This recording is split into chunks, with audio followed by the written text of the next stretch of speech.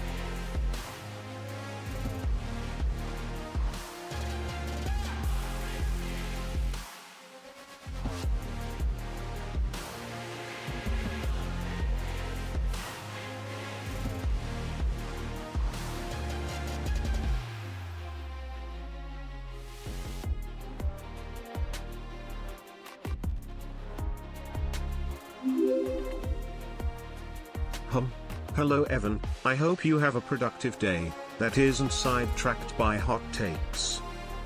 Again, yay, or shopping. Good luck.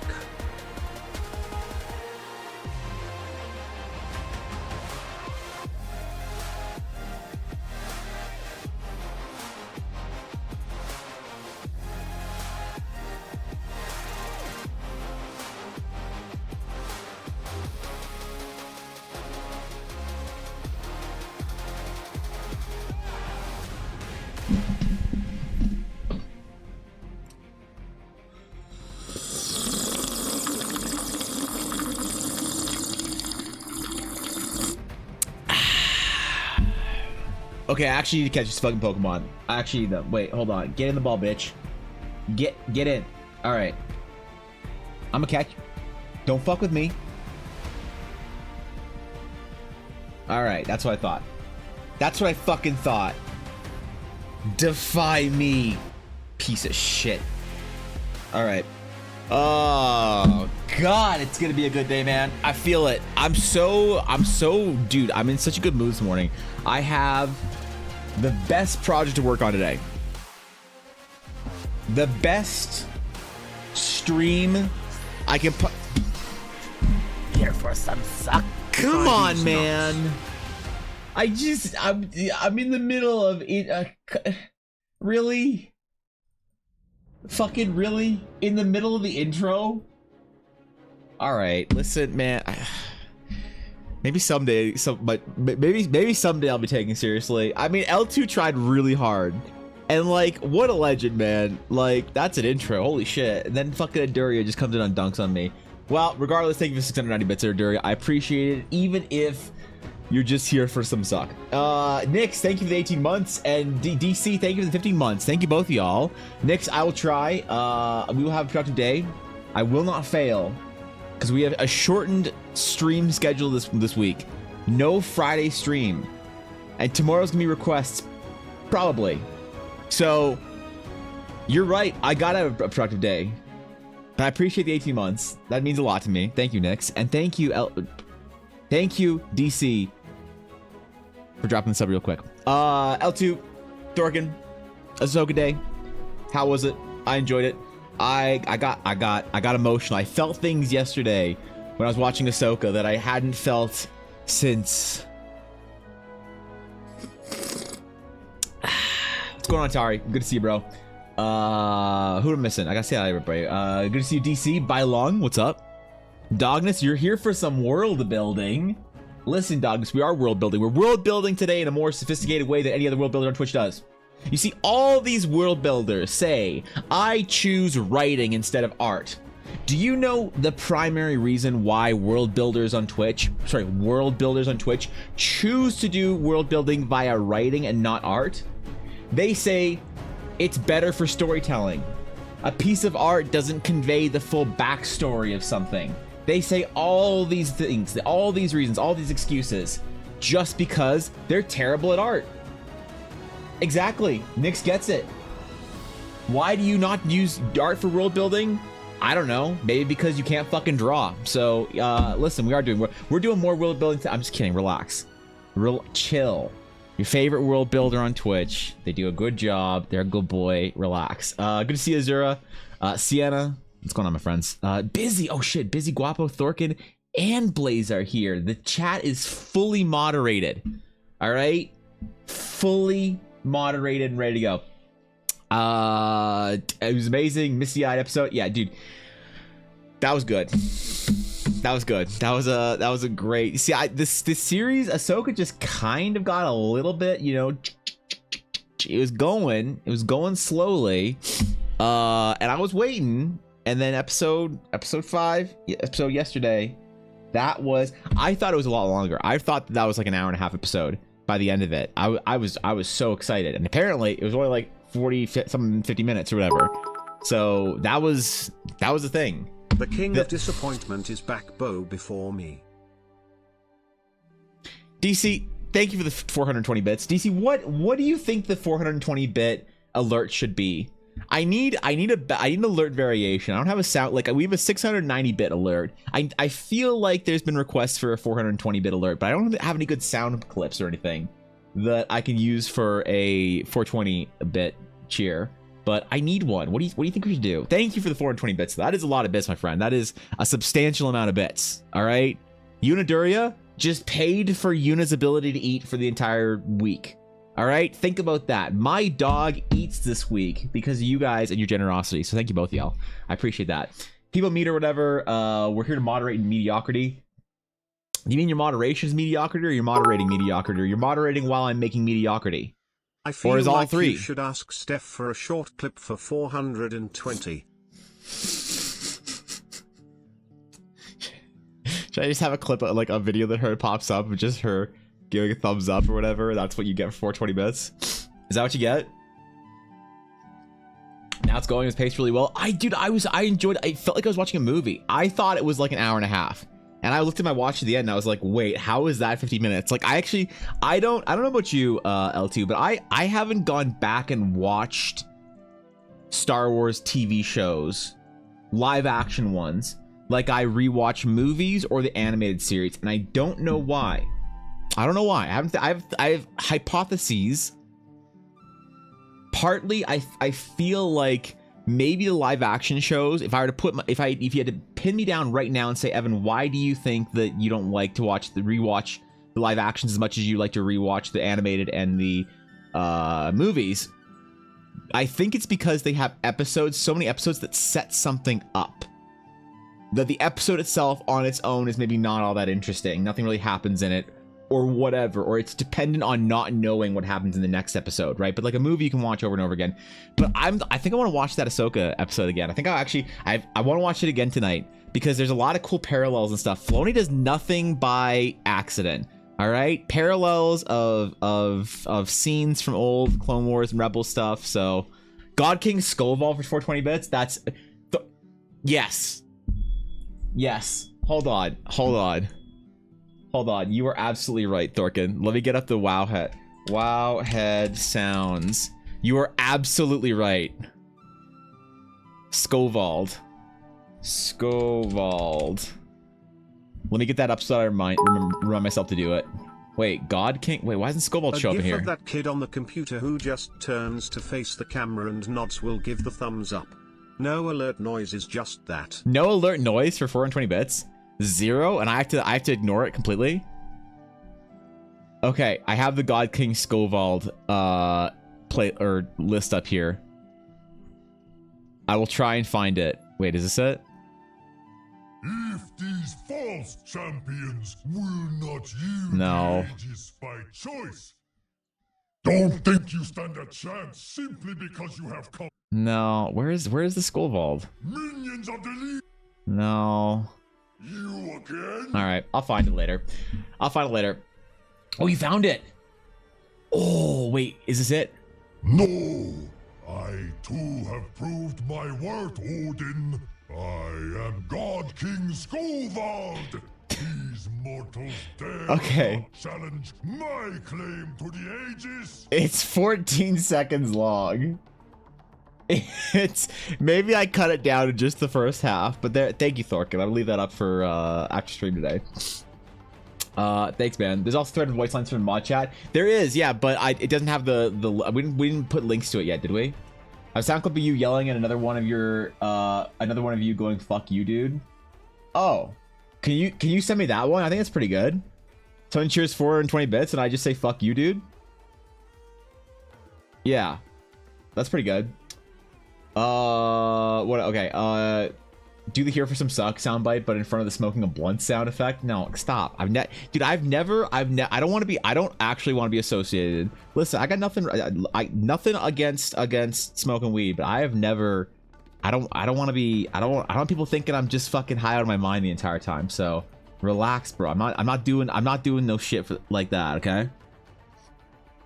That or Astrian just saying, I bet Strahd doesn't have to put up with this shit. Who the fuck is Oh, Asterion. Does he say that in game? You sent it to me? Alright, is this the sound clip? Hold on, wait, I gotta go to my DMs. Where the fuck are my DMs? Where are you busy? I have infinite DMs I haven't responded to this week. Okay, hold on. Oh, you're at the top, thank you. Alright, for 420 bits, should this be the sound clip? Fuck you, dude. I mean, you cheer 420 bits? Fuck you, dude. Just me. Fuck you, dude. Like, that's pretty good, man. I don't know. You cheer 420 bits? Fuck you, dude. That's pretty good. I don't know. That's not bad. Piggy should have access. Yeah, please do, Thorkin, because I need to find some sound clips here. We need to do more bit variations. We need to have a 100, a 200, a 420, a 69,000. And a 6,900. Those are important. We need to also have a 42069. Will anyone ever cheer 420,000 or 42,069 bits? It's happened before. You know? I could do bit variations where it's me insulting specific people. So for like 101, 102, 103, 104 bits or whatever, just in case you want me to talk shit about somebody, you know, we could do that. Be like insulting each one of the mods. I'm down. He said it. I heard it when when he was stealthing and completely lost my shit. Where was that in the game? Because I've never heard Asterion say that. Over 9,000, we could do that. I want to do some Star Wars shit too. I have a lot of World of Warcraft stuff in here. I want to do some Star Wars stuff. There's a lot of really great like prequel memes in here that we could also do. So can't even tell if you are acting strange because you have been replaced by or because this group is full of weirdos. Maybe we just go with this full Asterion clips. Is there a clip of Shadowheart like insulting you or something? Like calling you ugly or saying she'll step on you or some shit? Like if there's some clip of like sound clip of Shadowheart being mean, I want that in there as well. Because all I want is for it to have a bit variation where Shadowheart yells at me. You know? The Day Wanawanga? That's true. I mean that would be I feel like Day Wanawanga could just be a follow. You know, because Day Wanawanga is just a greeting. Right? So you could do that in as like anytime anyone follows and no one knows what it means except a Star Wars fan who's like, oh, you know. But that might get too much. You can do multiple I think multiple variations of different sound effects. So you can have like 10 different sound effects for a follow, I believe, right? And it'll play a random one. So I could have like 10 of the 9 of the rare like the same variation, and then have one Day Wanawanga. So there's a very rare Day Wanawanga that plays once in a while. On average, once every 10 followers. So for my stream, that'd be on average on once every like 8 weeks. So all the Balls Get 3 voice actors did a lot of meme videos, so there's material. Hold on. Shadowheart being mean. Shadowheart being mean. Not Swordheart. What the fuck? Shadowheart being mean. Why is that a Google search? Oh, here, check this out. This is easy. Here, guys, I solved it. I figured it out. Check it out. There's just a video of Shadowheart voice dialogue. It's only 10 hours. Yo, can one of the mods scrub through this entire thing to find one clip for like a 3-second clip of Shadowheart being mean? If you guys don't mind, if you guys aren't doing anything today, just real quick, instead of just sitting on Discord talking about how attractive Guapo is, you know, just find. No, okay, relax, chill. God, the problem is they would do it. If I asked them, they would do it. They would do it, and they'd be like, "We got to do this for Evan." All right, boys, band up, let's go. There's a stereotypic clip in stream topics. Okay, what is it? Let's see. What is it? What do we got? Stream topics, Asterion. All right, let's see. After 200 years of shit, pure shit, I think I deserve something better.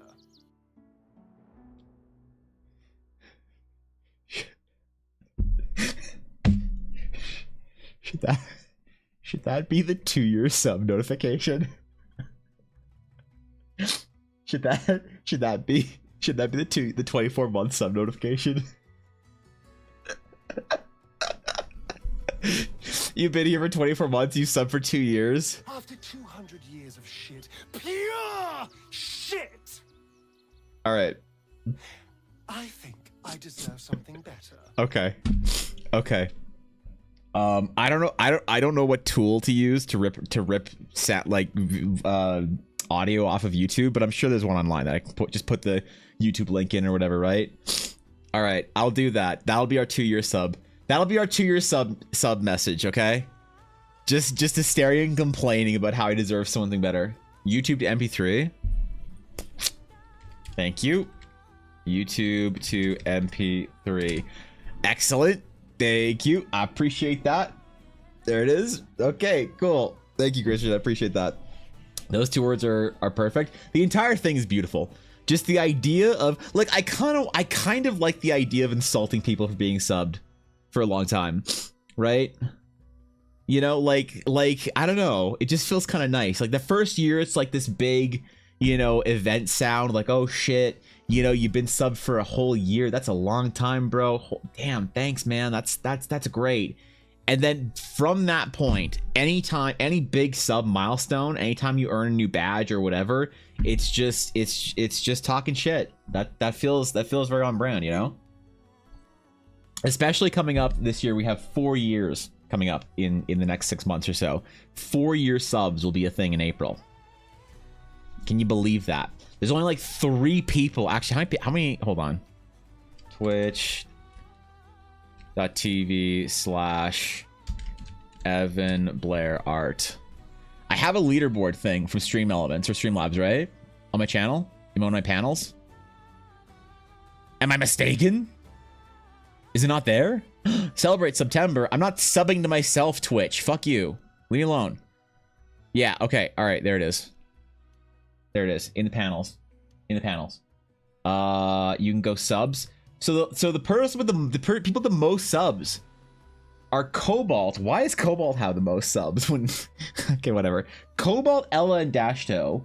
Then Gamello, Jackie Java, Jason, Oda, Thorkin, Wolfie. Like, that's a lot of subs, man.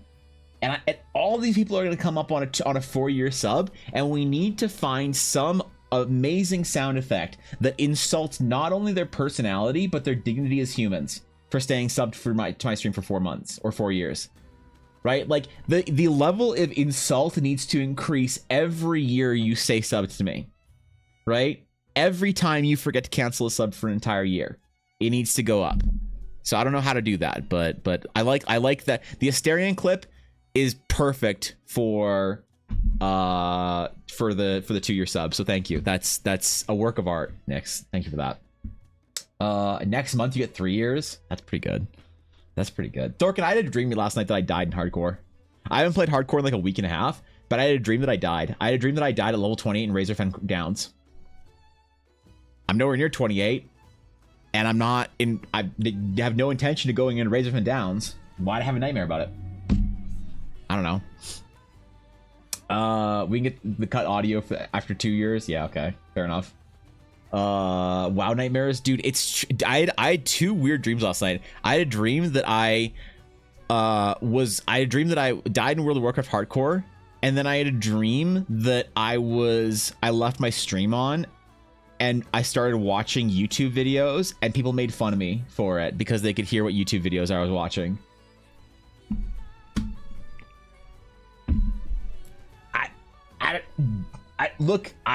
All right.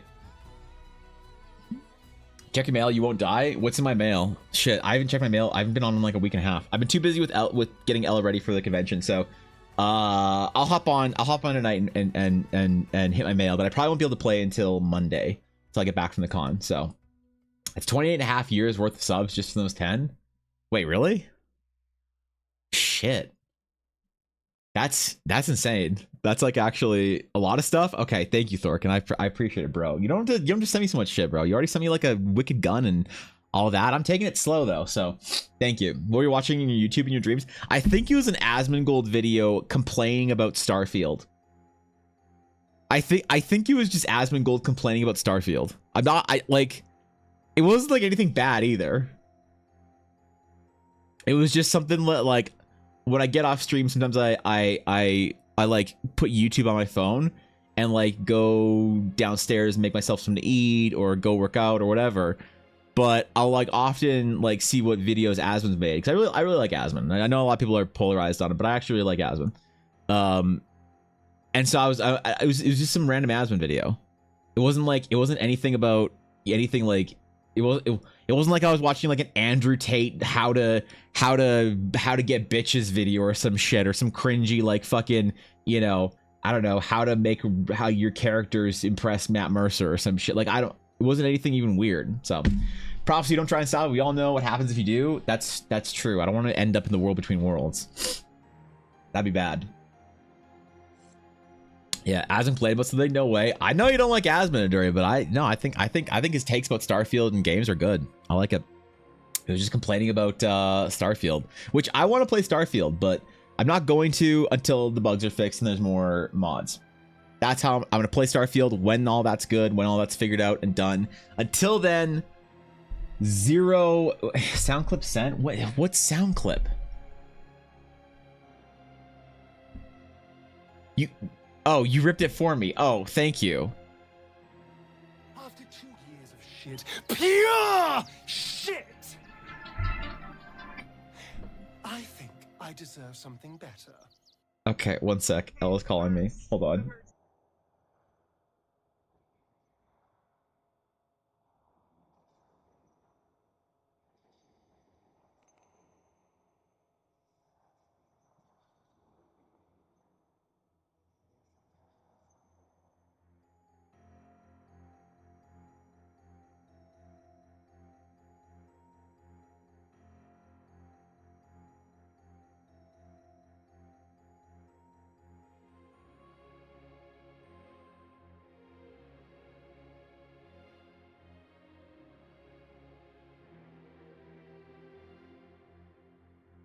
Okay. All right.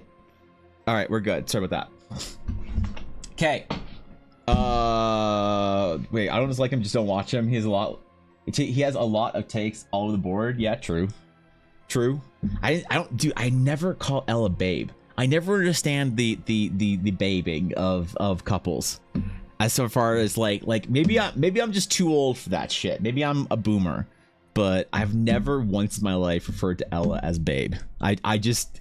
It doesn't. I don't like it. Am I weird for that? Made it 2 years as per Guapo's request. Okay, thank you. Appreciate that. As a fragmentary passage, 1.8 final remix, final edition, final definitive mode. Wait, what is? Shit. What was supposed to be? I don't. Wait, what were we even talking about? Fuck. Was some shit about Kingdom Hearts? That's what it sounds like. All right, so today we're gonna work on a very important project I want to work on for a while. I'm wanting to finish this character off. I wanted to portraitize Ella for this game, and I think today we are going to actually finish this. So, the Twitch stream? Oh, okay. All right, thank you. That's what I was expecting. So we're gonna finish this character off today. We're gonna get the portrait done. We're gonna draw an astral atlas, I think. And we're gonna figure out some of the general sage attire and figure out what parts of Scarlet are common sage and which parts of Scarlet are more in the specialized, I guess, to her customized to her liking. And I'm really excited about this. I've been wanting to finish this project for a while because I've been wanting to kind of like not really gift it to Ella, but present it to her for the game that we're playing currently, because because she's gonna be making a knight soon, and I don't know how long she's gonna be playing the sage for. So I wanted to finish this sage portrait off for her. Ella has the distinct whether it's honor or curse of having every single one of her characters that she plays for Eldara, no matter how long she plays it in or plays it for. If it's in Eldara, she gets a portrait of it. That is her. Listen, she doesn't get much out of being married to me. Let's face it, it's not all that great, you know? You don't get, like, extravagant gifts. There's no, like, I don't know. There's no, like, major perks. It's not like I'm, like, a hockey player or some shit that can just, like, give her, like, $20,000 to go on a shopping spree when she's bored. I can't do much for Ella, but I can make mediocre art of her characters for her. So that's what we're gonna finish off today. Is we're gonna finish off some mediocre art of her sage for her. I don't know if we'll have a chance to do it in color. I kind of want to, but I also understand that if we're working on other projects this week, we might not have the full opportunity to. But at the very least, I want to get this character done for her. So, if I recall, my buddy. Wait, and it stuck. So you probably called you. Wait, buddy, and it stuck. So now every time she calls me buddy, I call her bae because she hates it. She calls you buddy. Does she ever call you bro? I call Ella bro all the time. People say it's weird. Other girls would be like, Ella, I can't believe you let him call you bro. And she's like, what's wrong with that, bro? Right? I thought it was special guapo. I guess the problem... wait, the problem is that I thought... Yeah, just... Resume being pretty, Blaze. It's fine. You don't gotta worry about that here. You just... That's the problem, is we all thought that we were special, but apparently Guapo's just guapping. So there's not even any Costco Korean banana milk. It's true. There's no not even Costco Korean banana milk with BTS members on it. There's literally zero perks to be married to me. I don't know why anyone would do it, but Ella decided to do it for some reason. So at the very least, I can make her art of her characters. Like, I want there to be some cool reason to be married to an artist. And since I'm having so much trouble figuring out what that reason is, I think we just do our best to try and make it getting shitty art of your characters for your D&D games. Because that's what every girl wants, really. I don't trust any girl that doesn't want art for her D&D characters. I wouldn't trust her. That should be like the first thing when you're dating. You ask a girl, you're like, hey, what are you playing? What's your character right now in D&D? And where's the art of it? Let's see it. That's more important. Because, listen, you don't want to accidentally start dating a girl and find out she plays a cleric. Because you know what they say about clerics, man, right? I mean, I'm not going to slander clerics here or slander cleric players, but it ain't slander if it's true. So, return to monkey. No, stop. Stop. No, today we're being productive, Adoria. Today, I am an art god, and I will do as such. Thankfully, she never called me bro. She doesn't call you bro? I was friends with my ex before we dated, and I continued calling him dude and bro, and he was weirded out. I don't understand. What's wrong with that? I refer to Ella as dude and bro. I refer to my dad as dude and bro. I refer to my mom as dude and bro. Orangutan. What? That's not even a monkey. Also, hold on. Why did druids never take orangutan wild shape? Why is it always like jungle cat? Why is it always like large wolf? Do you know how fucking terrifying a 1,000-pound orangutan would be in combat? Swinging up all on shit, grabbing you with all 4 of its hands, slapping you around. Look, I think we need to change the meta for druids. Okay? Thank you, 100 bits, Aduria. I appreciate that. And I appreciate you supporting the orangutan dream. So, thanks, bro. Trust even less if they don't want family arms made for them. That's true. Exactly. L2 knows, man. That's why Bojo's cool. That's why we like her. Takes a special, you know, look, it's a special commitment to get your D&D character art made. It's even more of a special commitment to get a family crest and family arms, right?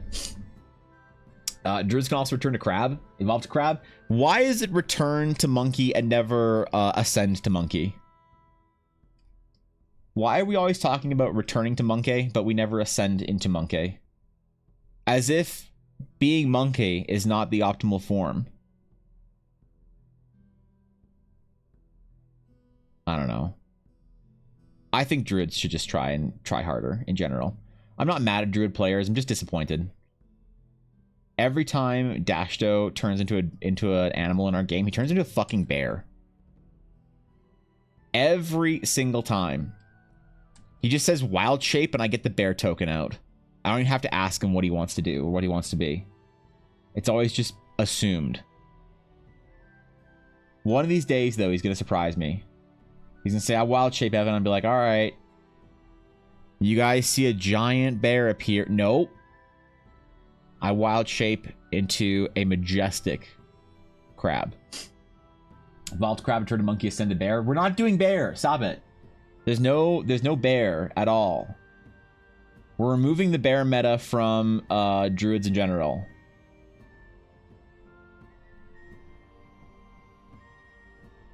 Okay? No more turning into a bear as a druid. Not in my game. I'm now, from now on, refusing to allow druids to transform into bears. You have to pick from a short list of awesome animals. Actual animals that include mongoose, crab, dire crab, orangutan, and gibbon. But that's it. Just homebrew some epic orangutan stats. I don't know why people don't. Like, you're right. You're right. This is now a me problem, Nyx. This is a me problem and a me solution. So I have to fix it. I have to change the meta. I have to be the one to show, you know, that this is the true way of playing D&D.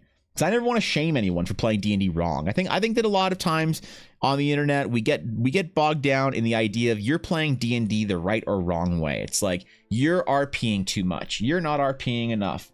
You are choosing to, you know, play with encumbrance. You're choosing to not. And then we get this idea of it's the right or wrong way to play D&D. And I don't like that. Except for druids. They're playing it wrong. Okay? And I need to fix it. I need to show them what the proper way to play. Imagine a druid. What do you have with orangutan? 4 hands. What does that mean for a druid? 4 attacks at level 3. 4 unarmed strikes. 1 with each hand, arm, and 1 with each foot. 4 strikes, and you get to make a King Louis from Jungle Book reference while you're doing it. So, Ascend to Furry.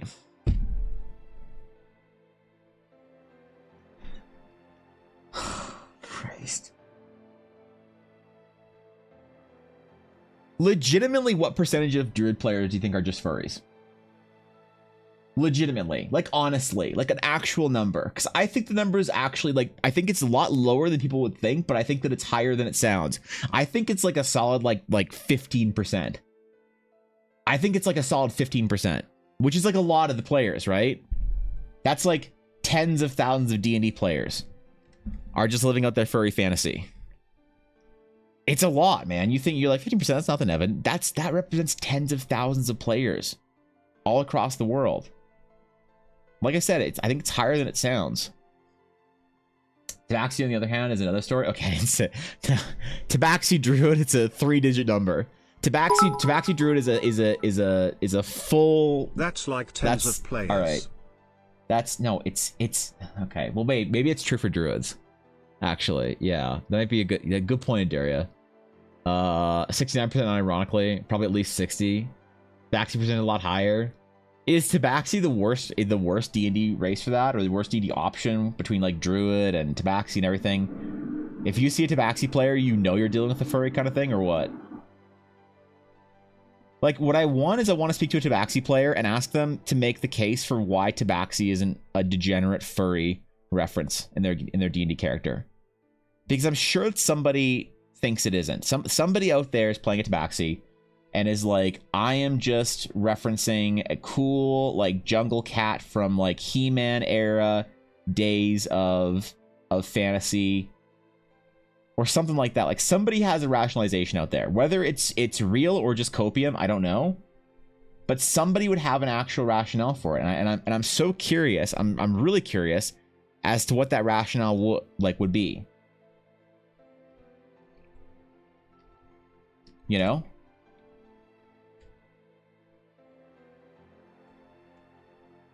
I'm convinced that it would be copium for the most part, but still, I want to hear it, you know? One every 5 druids will have furry related thoughts. Call for help. We're here for you. That's a good point. Can you do like a stream that like deconstruct? You're very good at like talking about large ideas in D&D on your stream, Viddy. I enjoy your stream thoroughly. Okay, can you deconstruct the psychology of druid players on one of your streams? Leonin or Elephant one, I believe, the biggest ratio. You think Leonin is bigger than Tabaxi? Is that true? Leonin and Tauren? Okay. Tabaxi's 100% Thundercats. Yeah, like are there no Tabaxi players that are just like cool Thundercats enjoyers or whatever? Play Tabaxi so I could be a Khajiit. What is a Khajiit? I keep hearing that word, but I actually have no idea. D&D Khajiit.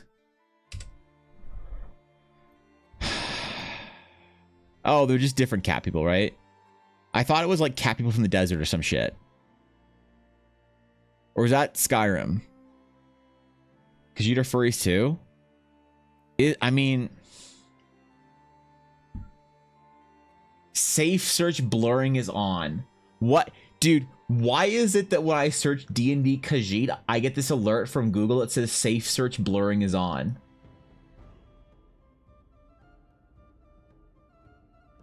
If that doesn't tell you what you need to know, okay, let me just actually scroll here for a second. Okay, wait, hold on. Hold on. There's some blurred. Once you scroll down to like 12 or 15 rows, the blur starts.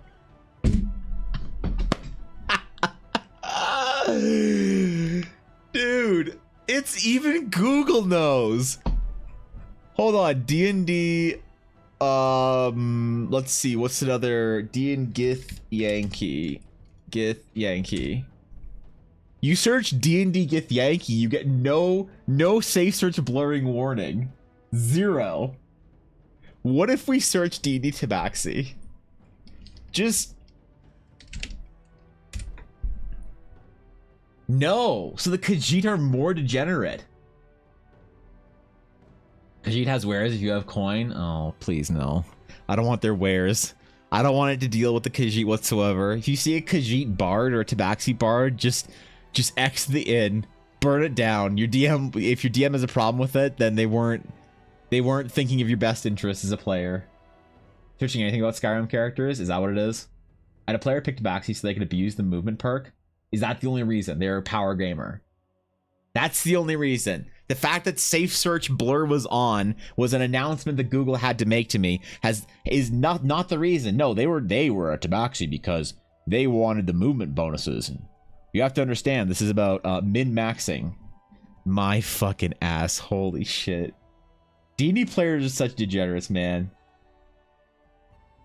Come on, I'm on to you guys. I see y'all out here. Y'all think you're invisible. You think I don't see you. I see all, man. I see all, and I'm just as disappointed with you, or in you, as your parents are. For being a Khajiit. It's the same level of disappointment, maybe a different style, but it's the same in principle. There's gotta be like... There's gotta be one anthro race that isn't automatically furry, right? I think I know. Okay. The question is, Tauren are absolutely furry. What do you mean? What do you mean? Maybe not in Warcraft, but in D&D? They're always furries in D&D. Bro, I got a request to do 2 bullmen, and the client was offering 3x. I can't even say on stream what they wanted, okay? If ever anyone accused me of weird furry shit, the character since has been an actual house cat. And that's why no one would accuse you. You know? No one wants the frog people, is that it? Lizard folk or scalies? Okay, same shit. Same shit. That's like, dude, no, you can't say that there's a difference between a furry and a scaly. Okay, as far as degeneracy scale goes, they're living right next to each other. They're next door neighbors, okay? I'm not saying anything, but when Ved was picking a monk and immediately went for Tabaxi, they got him. That's actually pretty bad. Yeah, that's rough. The player died in game, and I was in... his god resurrected him, but he changed from half-elf to Tabaxi.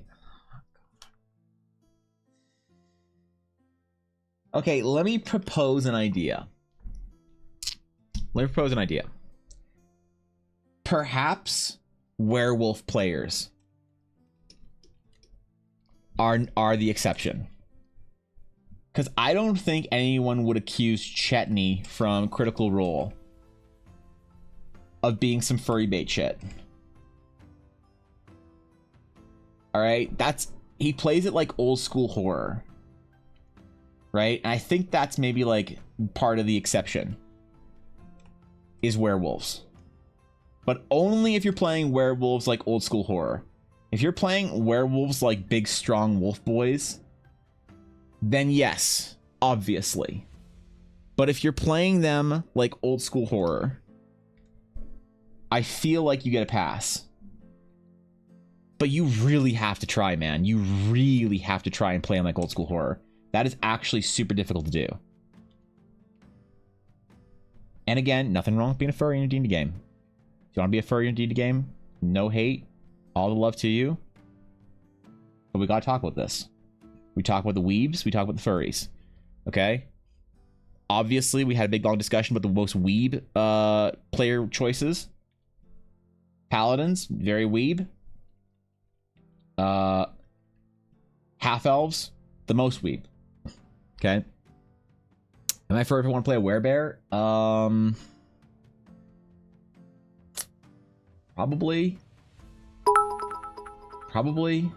Where was below the line? If you're playing a werewolf, you just haven't come out of the fur-lined closet. I'm sorry. We're here for you. Look. God, I'm trying. Look, thank you 100 bits, Viddy. I know you're right, is the problem. I just feel like I want to give... Yeah, you're right. There's no defense for it. Yeah, I'm trying too hard here to find safe haven for our werewolf players, but there's no... Nah. Like, okay, the only way you could, like, maybe defend a werewolf is if you're also in a Vampire the Masquerade game. And then at that point, look, if you play werewolf in D&D and you play in a Vampire the Masquerade game, then we absolutely got your ass. You're a fucking furry. Don't even try and shake it. No one plays Vampire the Masquerade that doesn't have furry tendencies, even if it's about vampires. Don't fuck with me on this one. I played in enough VTM games and I've seen enough VTM players to know. Alright? Friends don't let friends play VTM. Discord Plaza. Sure. One sec. I promise I'm not a furry, but my werebear I guess makes me fur curious Ivan Bupok.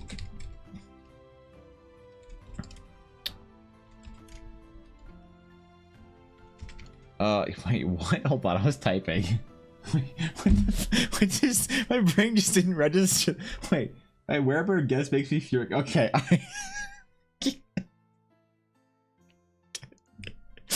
thought you said furious initially, not fur curious. I had to like read that. Just take a fucking.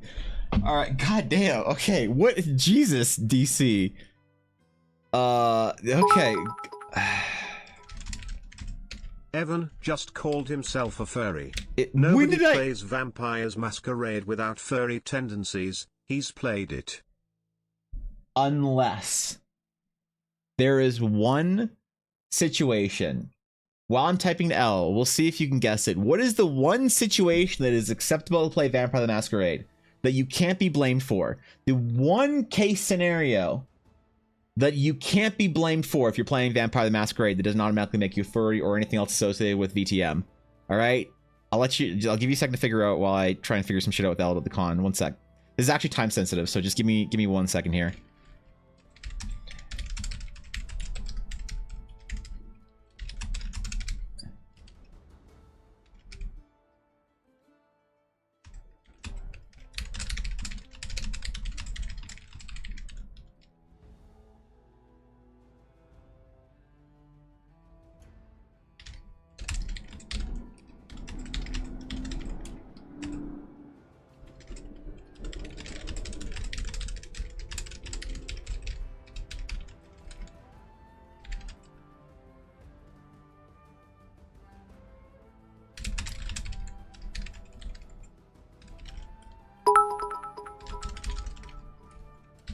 VTM Bloodlines 2. Give me a second.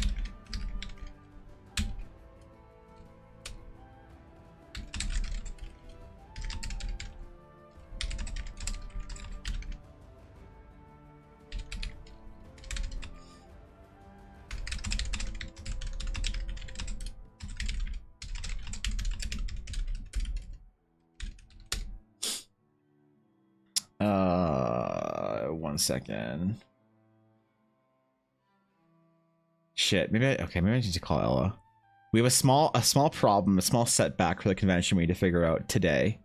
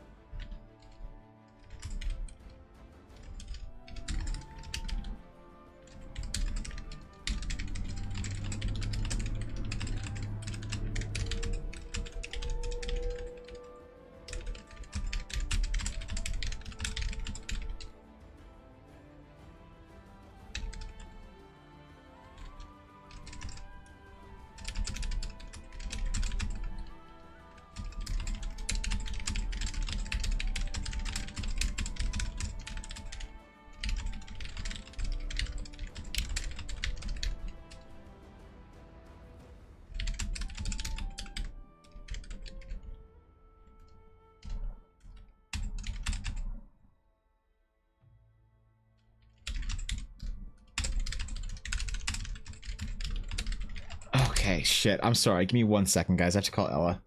We actually have like a big problem for the convention this weekend. Give me 1 second. It should be okay, but we just need to figure something out real quick. Give me 1 sec.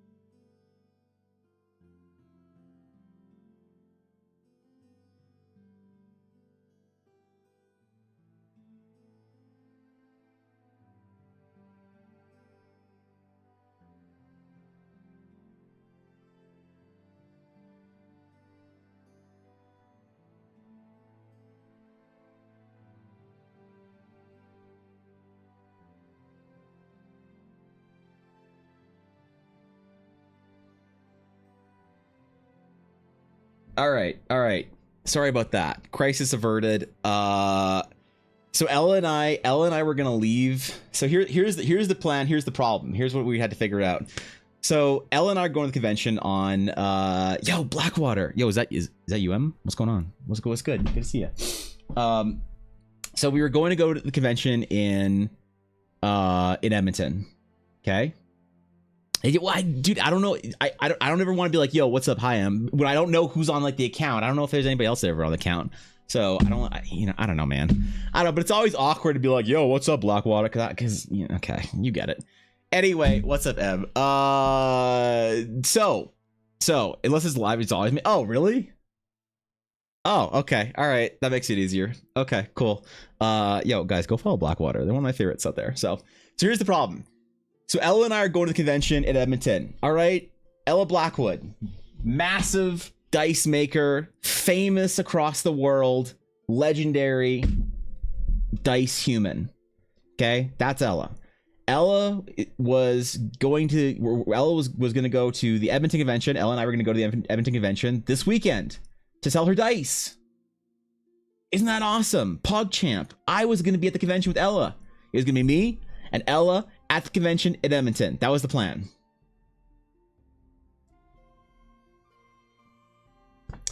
We were going to leave Yuna with my dad. All right. Yuna loves my dad and his wife. She fucking loves them. She goes over there. It's like her second home. We were going to leave him with my dad and his wife, and my dad and his wife were super excited because they love Yuna. They're like, hey, idiot, why don't you bring your dog over more often? And I'm like, I'm sorry, Dad. Okay. So it's going to be great. Apparently my dad and his wife have COVID. So that doesn't work anymore. So we're like, what do we do about dog? What do we dog? Do we put her in daycare in Edmonton? I assume they're doing okay. I haven't called my dad yet to ask him, but Ella, I'm assuming Ella would have told me if they weren't okay. But they're probably okay. They're healthy. They're good. I hope. We could take her to Edmonton with us. Leave her in daycare. I don't want to do that. All right. We could leave her overnight in daycare. Definitely don't want to do that. So I guess she's coming to Edmonton with us, and I guess I'm going to have to stay at the hotel with her. So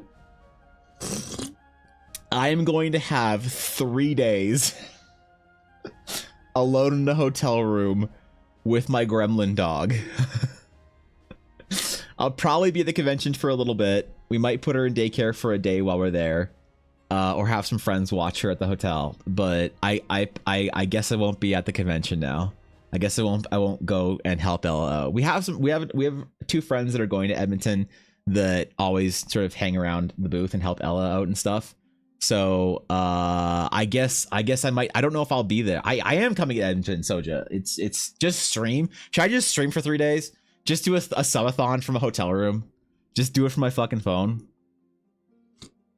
We'll be doing Inktober this year. We are, Minako, and it's going to be a lot better than previous years. It's going to be actual cool rewards, and it's going to be a big event. So it's for Comic Expo. Yeah, Ella's going to be at Comic Expo. So Ella and I were going to be at Comic Expo for her dice. We're going to have a booth there, just like for GameCon in Calgary. Ella did really well. Sold a ton of dice. Did super well. And so she's gonna be at Edmonton as well. And yeah, so I guess I won't be there anymore. Carol's gonna be at the convention, but I'm not gonna be at the convention anymore. It's just gonna be Ella, and I might be there like maybe for a bit on the Saturday. I might come, or maybe like maybe like Saturday morning or something. I might be there, but I miss it. I'm still gonna be in Chicago. Oh shit. Well, that would've been cool, Soja. I don't know. So yeah. That sucks. But I will have to be watching the Doge in the hotel room. I could just stay at home because let's face it, Edmonton's only a 5-hour drive away. But I kind of don't like that idea. I don't like the idea of leaving Ella alone in a different city for 3 days, you know. There's just that like husbandly part of me that's just like I don't want my wife to go to a different city for 3 days all alone dealing with conventions and bullshit and whatever, for me not even being close by or whatever. So I'm still gonna go with her, which means I still won't be streaming on Friday because we have to drive up. through the fucking mountains and prairies of Alberta. As long as it does additional help, yeah, it should be okay. We have a friend that helped out at GameCon, and he's really cool. He's a really close friend of ours. We went to Japan with him once. I've known him forever, so I'm happy he's going to be there. That's cool. I'm kind of bummed because I wanted to go to the convention and I don't know, just be at the convention and stuff. So I might give Ella a couple sketch cards because I did that with GameCon. For anyone that like knew me from stream that came up from at GameCon, I wanted to have a special sketch card for them, and I gave away 3 of them at the convention, which is cool. So I was gonna do the same thing in Edmonton.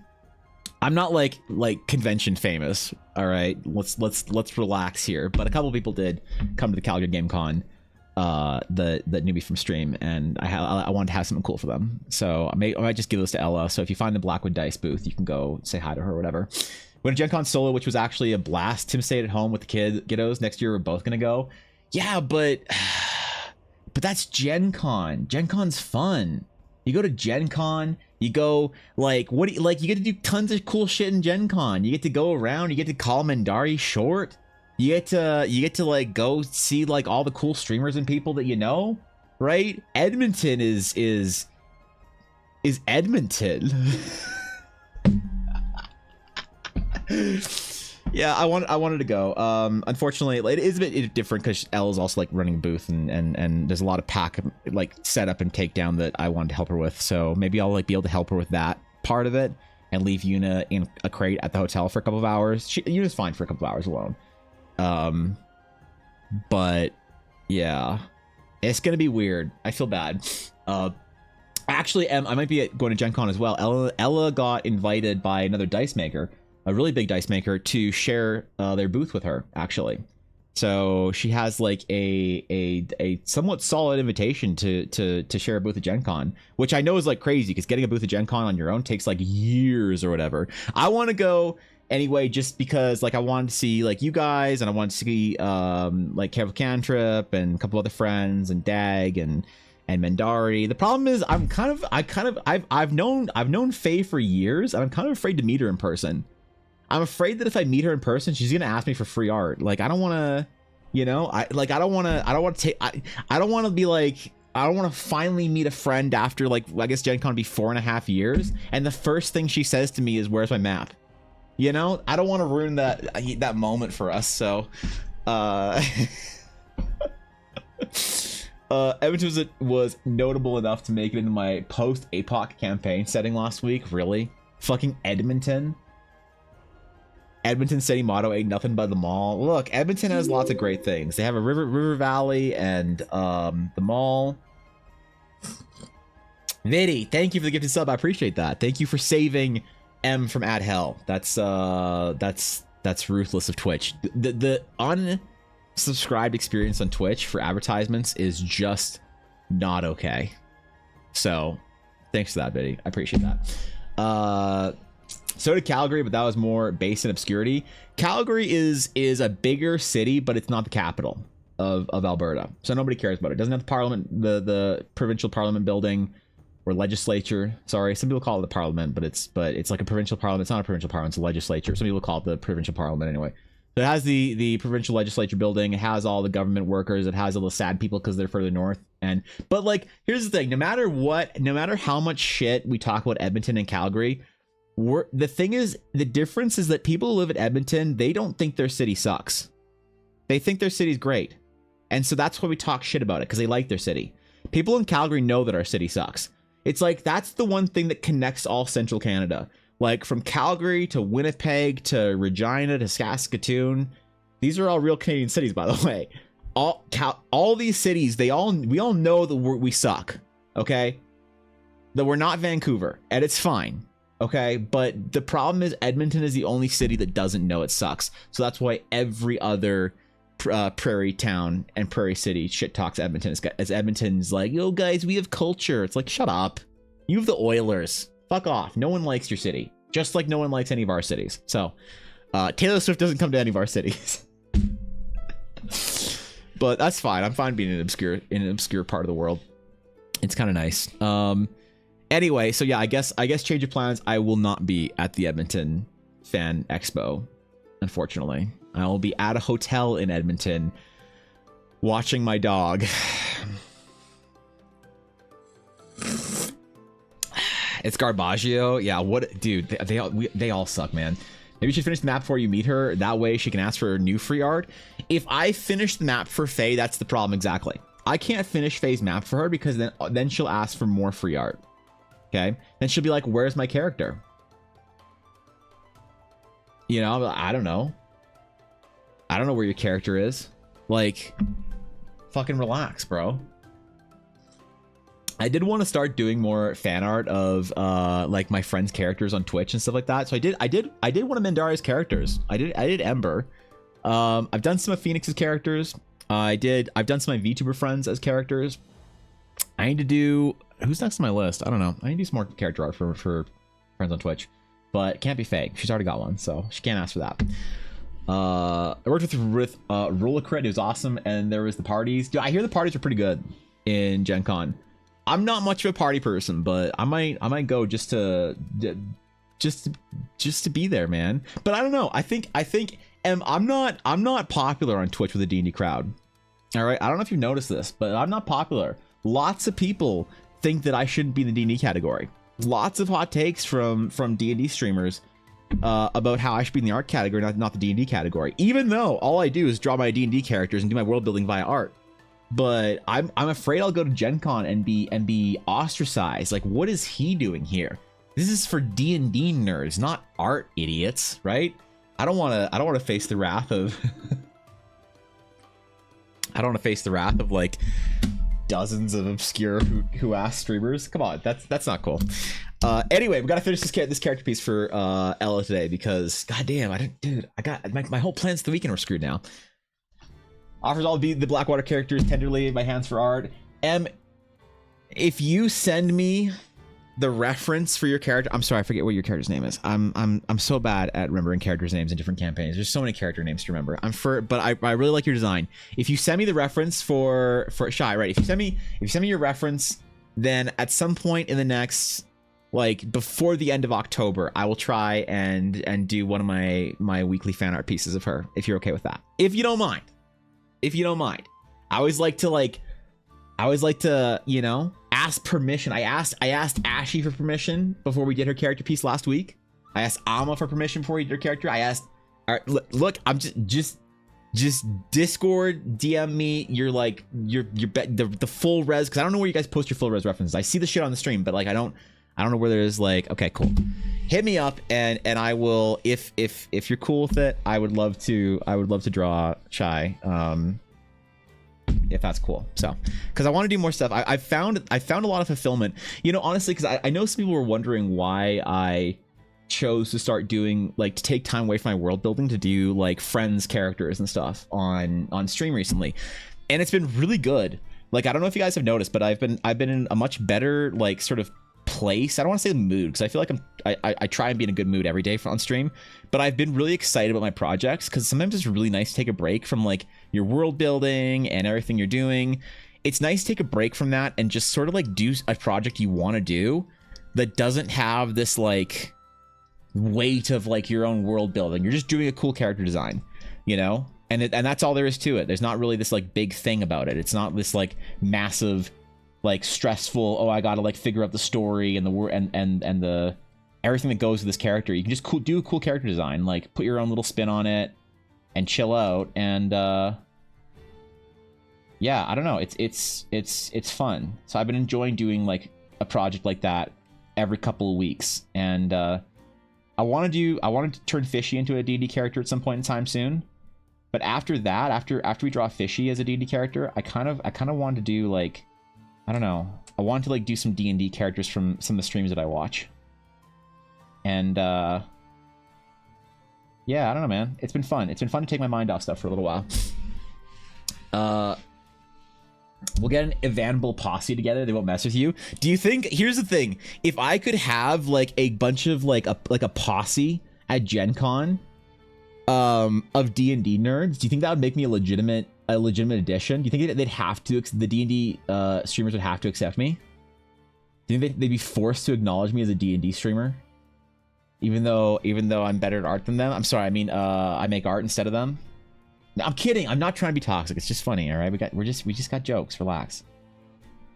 I think that if I could act more important at Gen Con, that I might be accepted by some of the D&D streamers. I do think that some of the D&D streamers don't like me because they asked me to do free art for them, and I said no. I think that's why like at least 3 of them don't like me. I think that's exclusively it, but 2 of them don't even stream D&D anymore. One of them is really big, so you know, you'd be like the Kanye with his entourage riding up. I'd be like D&D Kanye. Can we find a different artist than Kanye? Oh shit, I don't want to be like D&D Kanye. Damn it. That's like saying I'd be the Andrew Tate of the D&D category.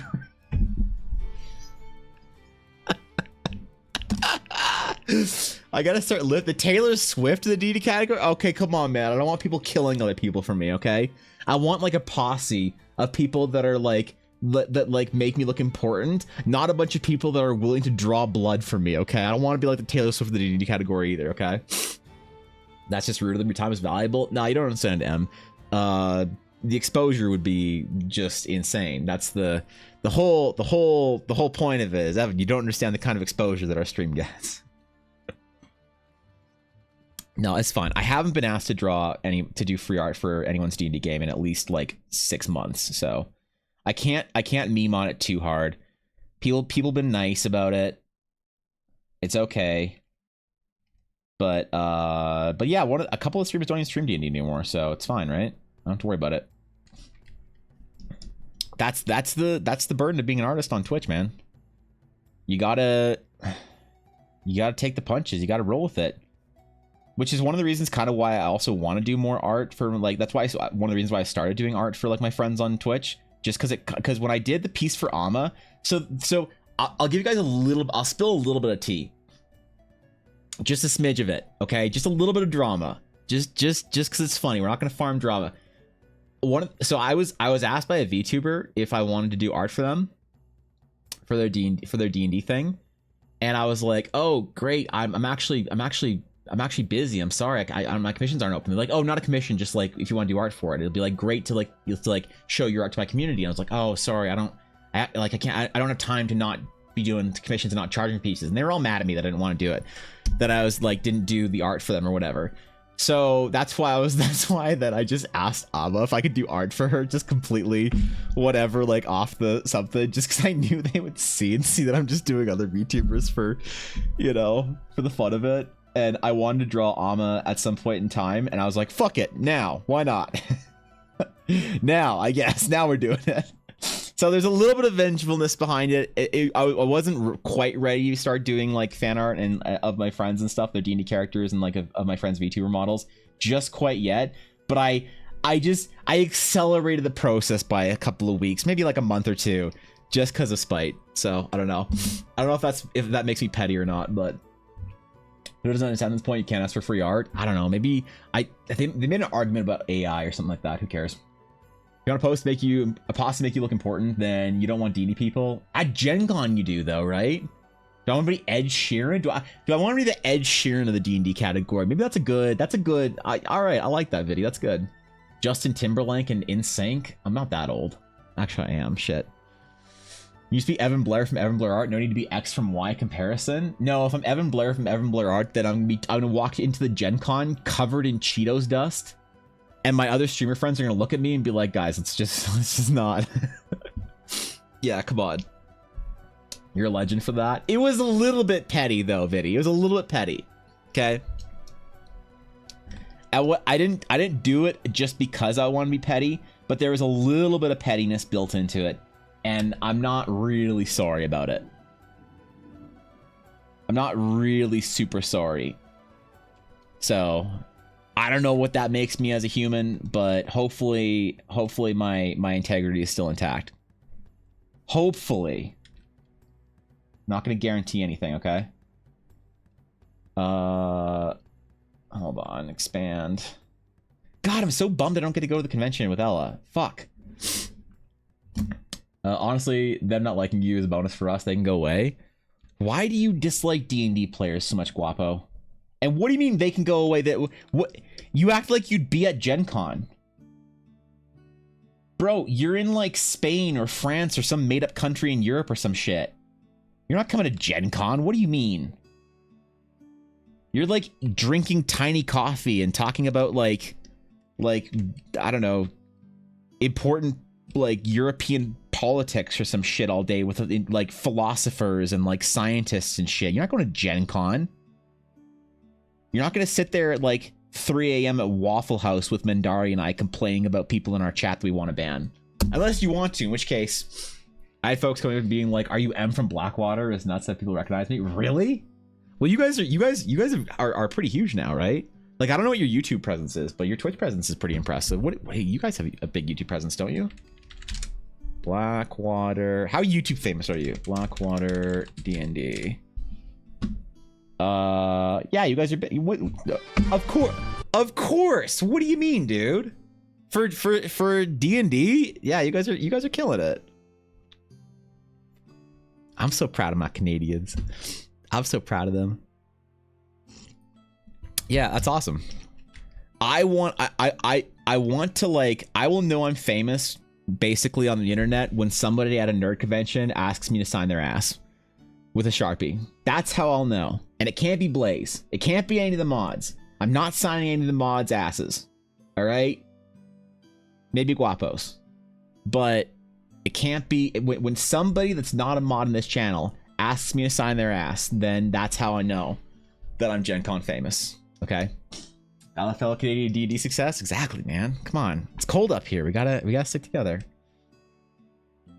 All right. Whoops. What color are we making her boots? Which fill is this? Excellent. I'm good at this game. Perfect. Wait, that wasn't perfect. I fucked up. Hold up. I fucked up. I'll get there. Don't worry. I'm not doing that. No, it can't be you either, Atari. It has to be like someone that I don't know them, haven't met them, just a random dude that's like was in chat at some point in time. It's like, yo, you're Evan Blair. Yo, sign my butt. That's like the litmus test for being famous, right? I've been doing squats just for you. Shut up. Oh, shut Evan, up. What have you done, Hype Evil? I'll make sure whenever our Canada trip is lines up with some conference. All right, good. Okay, cool. That's cool, man. Because, like, here's the thing. Faye and I had this, like, Mendari and I had this conversation years ago. And she said that you'll know you're famous when some girl asks you to sign her boobs. And I was like, that's a little famous. But, like, that's nothing. When a dude wants you to sign his ass, that's how you know you made it. All right? I've signed boobs before. It's fine. I signed boobs when I was working at the game store. But to sign a dude's butt, that's when you know that he's serious. All right? A man doesn't ask another man to sign his butt unless it's for a reason. Okay?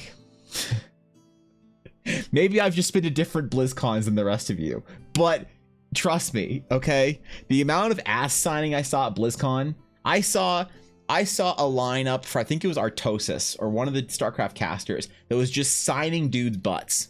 Because the problem is once you sign one butt, you're signing all the butts. You know? But there were asses in seats that I was not good. That wasn't okay. That was a different. I did not go to the Tate BlizzCon party, okay? There was a Tate BlizzCon party, Guapo. Yes, it was at a gay bar close by. No, I did not go. Okay? I did not go. I did not attend. I was invited. I did not go. I had no interest in it. Wasn't anything about it. I knew my guildies and I didn't want to go to that shit. Okay? I was not gonna go to that fucking degenerate shit and go to a BlizzCon party with my guild members from Taint. If you guys don't know what Taint is, it was a guild that I was in. That was I don't know. Maybe Guapo can describe it in a way that wouldn't be offensive because I don't think I could describe it in a way that wouldn't be offensive. You know, but it was something. So could sell signed Crumb boxer shorts. We could, you know, hold on.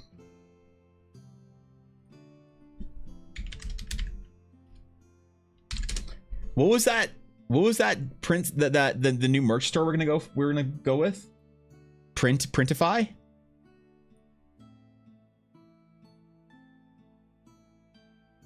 They did have boxer shorts, right?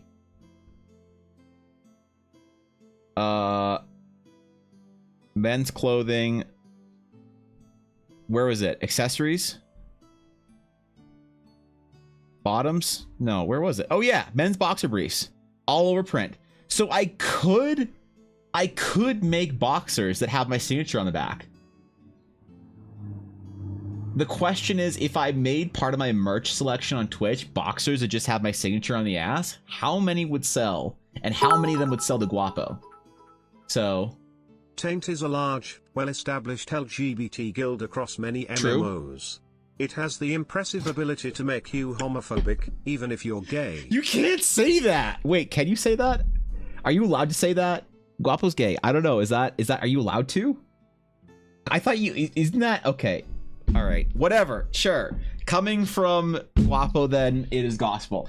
But yes, I was in Taint for a long time. I was the only straight guy in the entire guild, and I didn't realize what I was joining. Listen, I love that guild. I got nothing against joining an all-gay guild. All right, well, it was LGBTQ rights, but it was World of Warcraft, so it was basically all dudes. Let's face it. But Ella and I joined that guild because our friend was like, "Hey, do you want to join a progression raid guild with me?" And I was like, "Sure." And I didn't read the bio. And so, you know, at some point in time on raid night, like 3 weeks in or whatever, you know, I kept getting like people saying like, "Great, it's so cool to have like a guy like you in the guild, Ev." And I didn't know what they meant. And they're like, we haven't had one of you in a long time. And I'm like, "What do you mean one of me?" I initially thought that they meant a Canadian. Okay, I initially thought that they meant a Canadian. I did not realize that I was the token straight dude in the entire guild. All right, and they didn't have anything against getting straight dudes in the guild. All right, it just so happened that they didn't have any. That I was the only one. All right, and I didn't realize that until I was like, wait, so you're gay and you're gay and you're gay, so I'm the only straight tank? And then I remember specifically the tank officer said to me on Discord, "Oh honey, you're not the only straight tank, you're the only straight member." And everyone thought it was fucking hilarious when like the light bulb went on and I was like, "Oh, what? Oh. And you know what the guild's name was? Do you want to know what the guild's name was? The guild's name, Taint is not the name of the guild. Taint is the name of the guild group. They had Raiders of the Lost Taint, the Spreading Taint. And you know what? When I saw the Spreading Taint, I thought they meant Taint like the Scourge from Warcraft 3. It's a Warcraft guild on Horde. I thought they meant like the Spreading Taint from whatever. And that all the other guild names were just a reference of a joke reference to the Scourge. So the Spreading Taint was the whole thing. And then they had Raiders of the Lost Taint, the Harry Taint. They had a whole bunch. And my guild was the high end, so you could get in any of those guilds. But my guild, you had to get accepted and you had to trial into. It was a very difficult to get into guild at a very high level of raid. We were top 100 guilds in Firelands in the world. Okay, my guild was called Taint Invaders.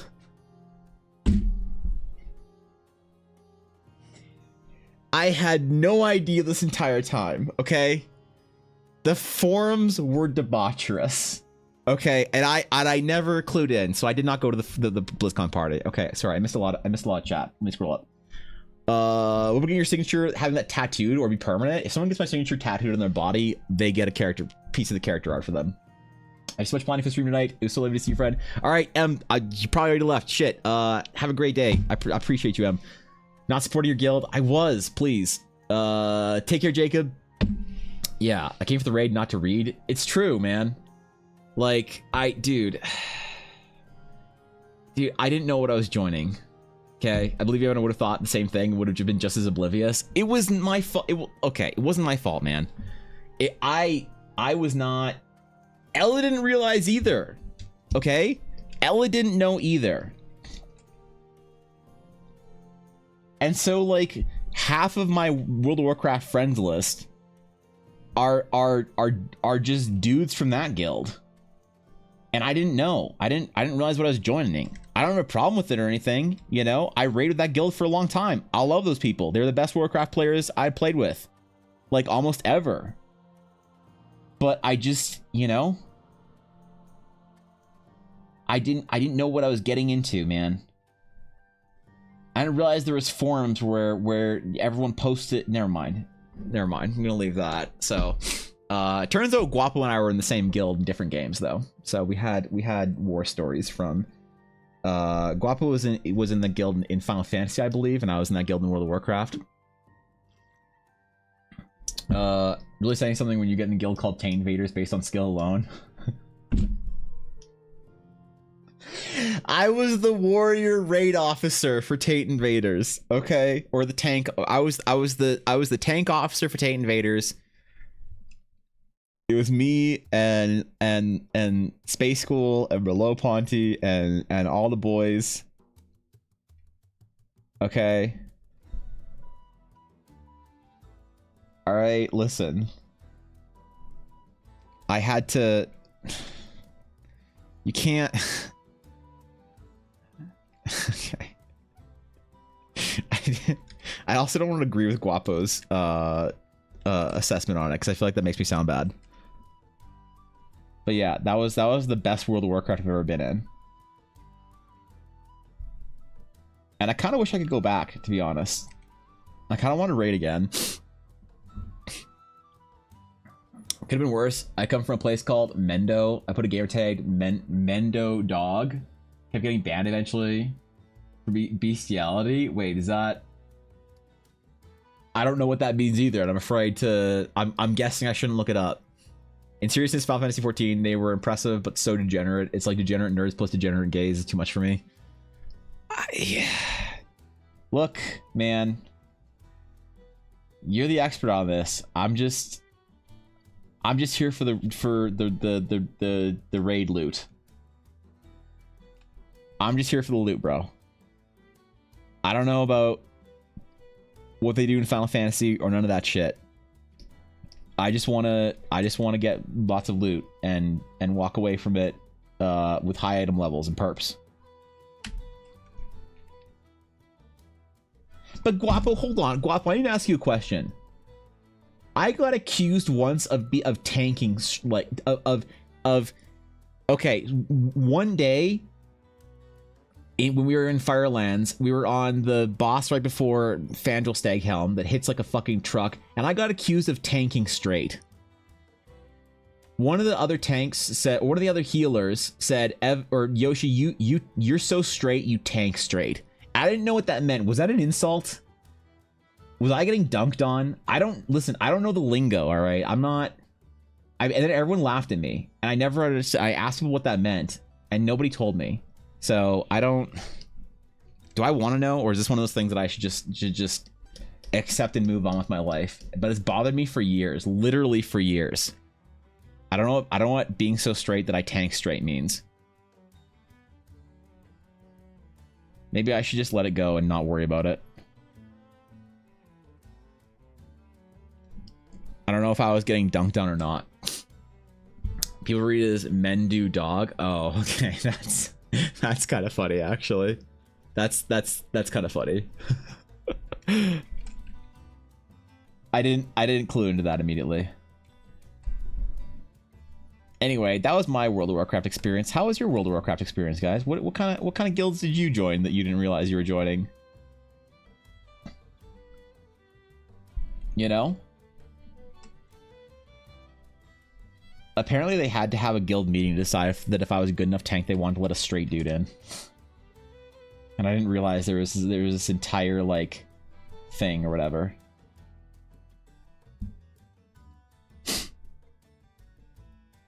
Man, I miss World of Warcraft. I miss raiding, dude. I miss being part of a guild and raiding and doing stuff in the game. I miss that game so much.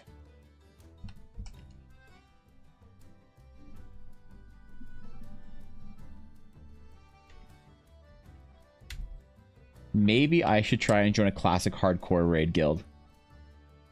Get my character killed in a grief and then never play it again. Maybe that's what my destiny is.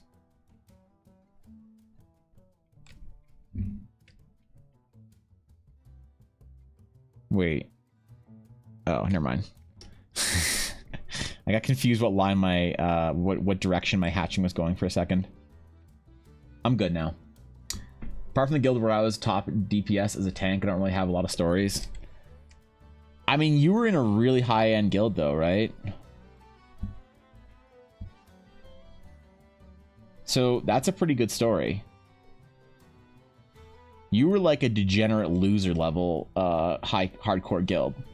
Our guild wasn't anywhere near as good as your guild was. So my mage not as a tank. Oh, okay.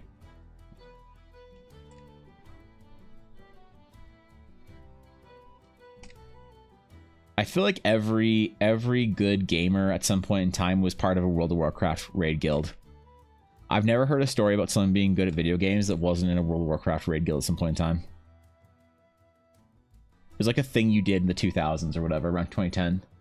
Miss the community and weekly activities with members when it comes to MMOs. I don't care about grinding, but I'll totally do it every week if it's people I have fun chatting with. Yeah, I miss doing like even like Mythic Plus and stuff. You know, I thought about trying to get back into Warcraft for the new season when it comes out, but I don't know, man. I feel like I always have things to do.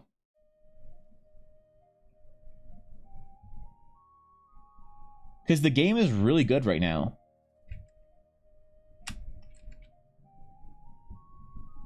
It's like really good. But people are just like tired and not playing it because of that. I still follow like all the World of Warcraft news. I watch World of Warcraft YouTubers. I watch World of Warcraft streamers. I'm still like so deeply in the World of Warcraft like community. I just like don't play the game right now.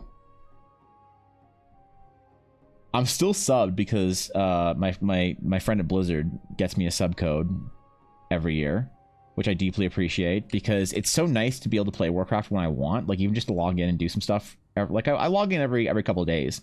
Just like do like an old raid or something like that, do some transmog, do whatever. And so I still like having Warcraft sub, but I'm not like pursuing anything right now, you know? And I miss the pursuit. I miss the goals. I miss having a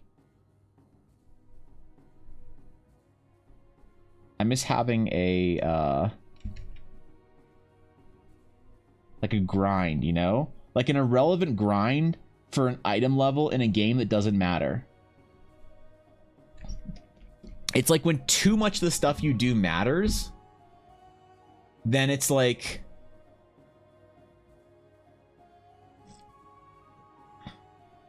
you take everything you do so seriously. You know what I mean? Does that mean I'm good at games now? You were always good at games, Blaze. You just got better when you started playing World of Warcraft, so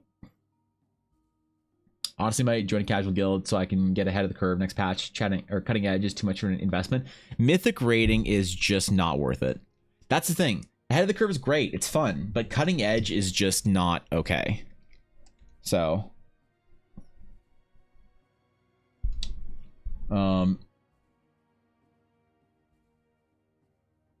wait, oh, okay, sorry. I missed something in chat.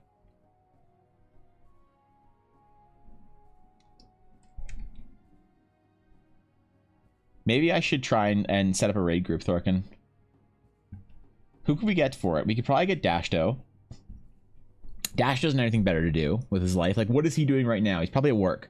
What is he doing tonight? What, writing piano music? Like, who the fuck cares? Get in your raid group, idiot. We might have like a 10-man or pretty close to for like a 1 night a week raid group, I think. Honestly. We can probably not. We probably couldn't get Guapo because the time difference wouldn't work. So we probably couldn't get Guapo. Dashto, Ella, obviously. I don't know if Paper would come back and play. Paper Paper plays when he feels like it, but Paper has been being a normie recently. Like Paper's engaged now. He's like decided he wants to be like an upstanding adult. He got a promotion at work, and now he left the tech side of his team, and now he's in management, which he regrets deeply because now he's not writing code every day. He's like worrying about the code other people write. So that sucks, you know. So I don't know if Paper would come. He might though, just to hang out and chill. I'd have to ask him, but I wouldn't count him in. Blaze isn't doing anything important. The question is, could we teach Eiley how to play World of Warcraft? Could we teach her how to play World of Warcraft? Bizzo, there's no shot she'd come. No shot she'd play. She's not that much of a nerd. She's not much of a loser. But maybe Eiley would play World of Warcraft with us if we could teach her. Who else we get? I don't know. Maybe we just pug some DPS. As long as we have tanks and heals down, we could actually probably pug our DPS and not worry about it every week. to be perfectly honest, you know. Ella and I can tank. Pretty sure you and Dashto could heal. Blaze can just be as cute as a button. You know, that's right. It's fine as long as we can take it here, heal. It's fine. So 2 healers, 2 tanks, and a Blaze, and we probably clear content by the end of the patch. So I teach you how to actually play because I run around like a chicken with its head cut off. Yeah, don't worry about it, man. Raid group sounds cool to watch. Raiding is fun. Raiding is fun because it's something to do every week. It's actual like that's the thing. I think there's something valid about having some sort of progression in your life that doesn't fucking matter. Like, does that make sense? It's like progressing towards a goal that doesn't have any stakes attached to it. You're not like worried about like progressing as an artist to get better so that your like career can develop. You're not worried about like learning a language or doing anything really important. You're progressing at something that's fun to progress at for no other reason than because it's fun to like progress with. There's got to be some sort of like valid backing behind that psychologically. Or maybe that's just copium. Maybe that's just hard fucking copium. Give me that too. Your laptop would explode? Okay, well there's that, I guess. I'd level healer, not my favorite role, but I'd be down. Oh, I thought you had it. I thought we were doing Mythic Plus. You said you could heal or DPS. Oh shit. Okay, well then we can find a different healer. That's not an issue. If you don't want to heal, that's totally you can play augmentation. Have you tried the spec? It actually looks fun as fuck, and I think it's necessary for your every raid group now, which is pretty cool. Are you the one raid member who is like, oopsie whoopsie, I walked in the bad circle against Teehee, please heal me?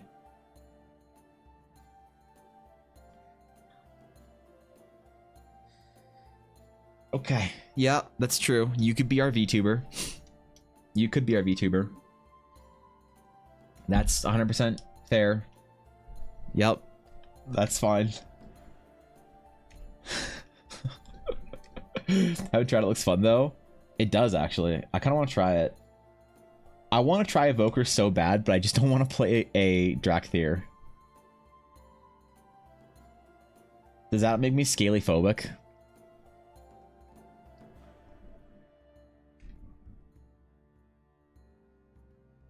I don't want to be accused of being scaly phobic, but I also want to play a Drakthir.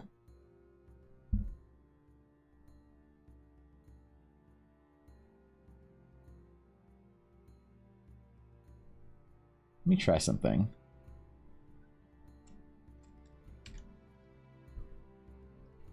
Let me just try something real quick. I wanna experiment here.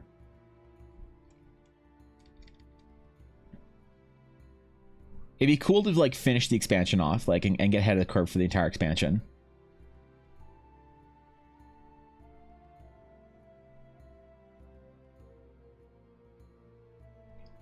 Maybe Thorkin, we could have Thorkin tank, because he's really good at that. And Ella and Thorkin can tank, and I could heal with Dashto.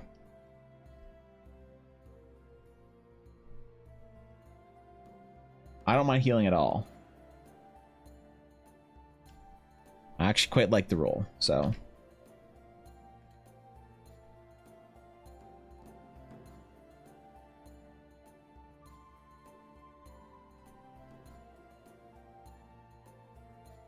Just healing the bros with my bro, you know, as you do.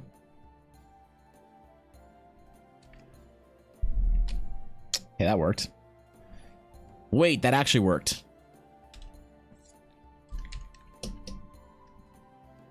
Sometimes it worked, man.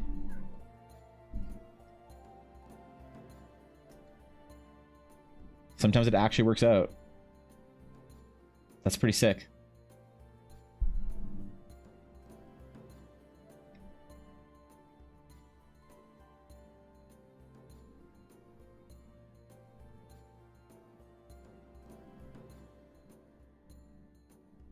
Okay, let's do some fill layers. Actually, no, let's do some more hatching, then we'll do some fill layers.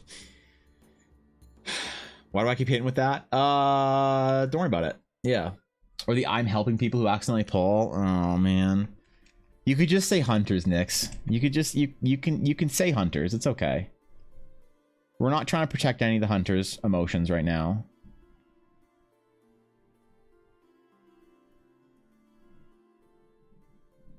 We're not worried about how they feel. Okay.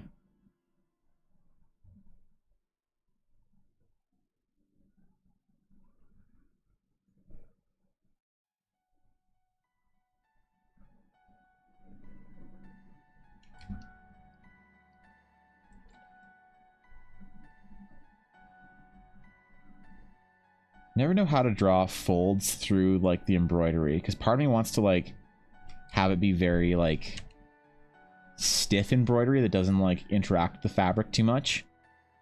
But, like, I know it has to, right?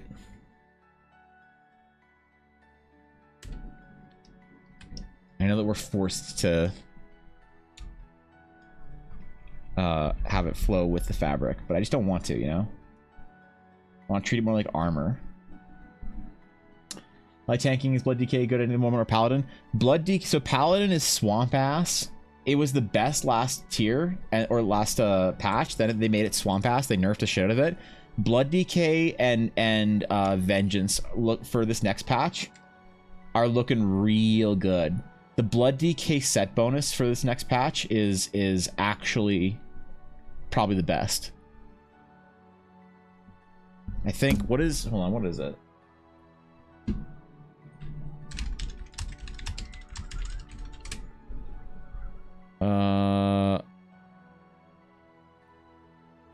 For 10.2,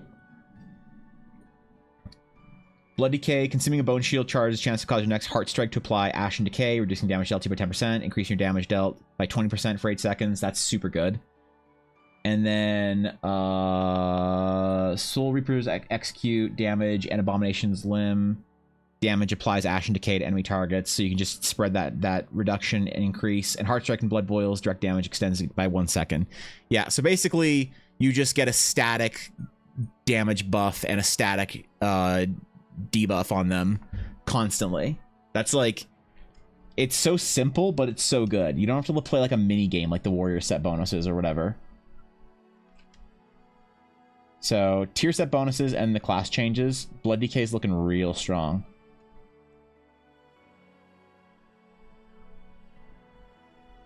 Unfortunately, I think they nerfed Druid into the ground. Vengeance looks really good too.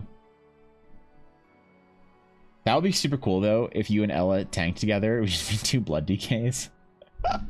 The only class I play is Evoker, so I guess I'm forever DPS. Or you can play Augmentation. Can you do the type of people who play X for WoW like you ever did for D&D? I mean, the problem is it's harder for WoW because everything changes every patch. You could, but it would only be like the type of people who play every different class for Warcraft who like main a class, right? You can't talk about people who like play a class because like if one tier monk is best melee DPS, everyone's playing monk. If, you know, rep paladin's good, everyone will play rep paladin. And that's the problem, is that you can't make giant sweeping judgments about the entire player base like you can for D&D. Like in D&D, there's no specialization. There's no good classes in D&D based on like balance and retunes and stuff like that and set bonuses. D&D classes are so stagnant and stale after like years and years of play. But like nobody cares because the game isn't supposed to be about like hardcore gameplay for 5th edition, right? So they just add new options every once in a while and feel like it great. If you don't, then like who cares? but you get mains for D&D. People play the same class like through every edition, through every game, through every whatever. But in Warcraft, people will play different classes based on what they want to play, based on what's good. Like, I don't consider myself a warrior player. I consider myself a tank player. If that makes sense. I'll play whatever tank is the best tank in a given patch. I'll level my warrior first because my warrior is my longest term character, but yeah, it's harder to do that for Warcraft than it is for D&D, unfortunately. You can do it for Final Fantasy 14, maybe. I didn't mean main class and well. Oh yeah, okay, you could probably do that. It would be way more offensive than the D&D one, right? Like I would upset Warcraft nerds if I was real about it and I talked about the emotional damage that causes a person to main a class in World of Warcraft. Right? Like there would be blood on the sand. It wouldn't be good. No one would leave unscathed. Especially not evokers.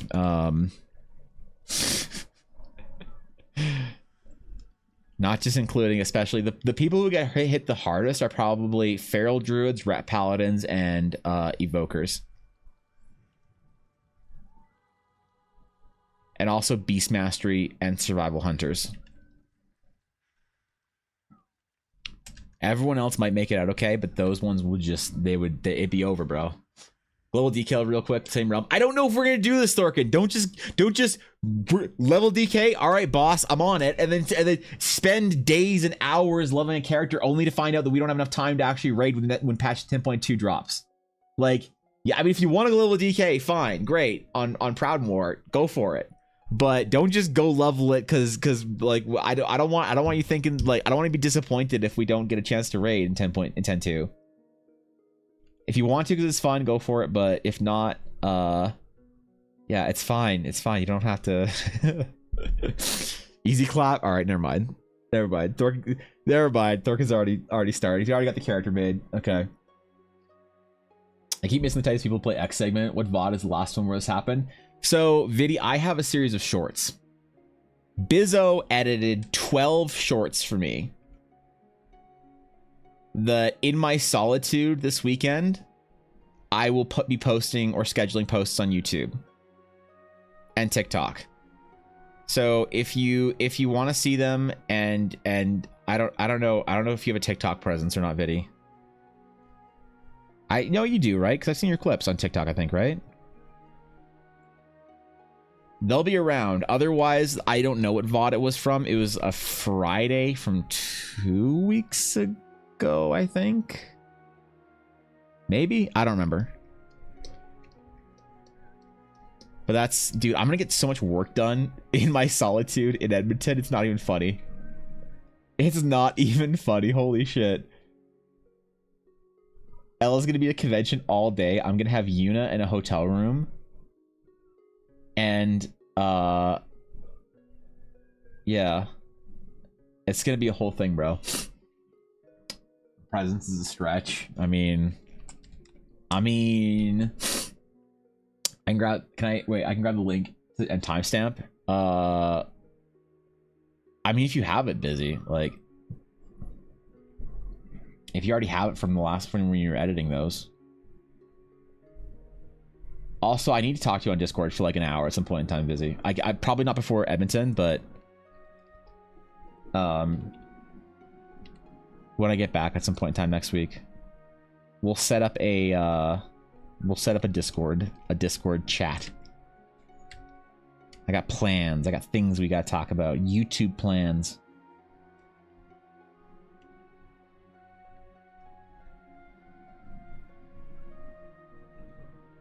It's gonna be a good fall, I think, as far as like stuff that I'm gonna be doing.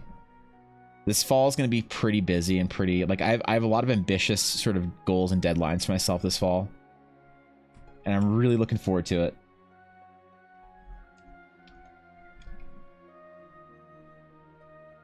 And I'm gonna play so much Pokemon Go. Holy shit! Wait, I didn't check for Hound Hours. No one reminded me to check for Hound Hours, and it's been like 2 hours or some shit in my stream already.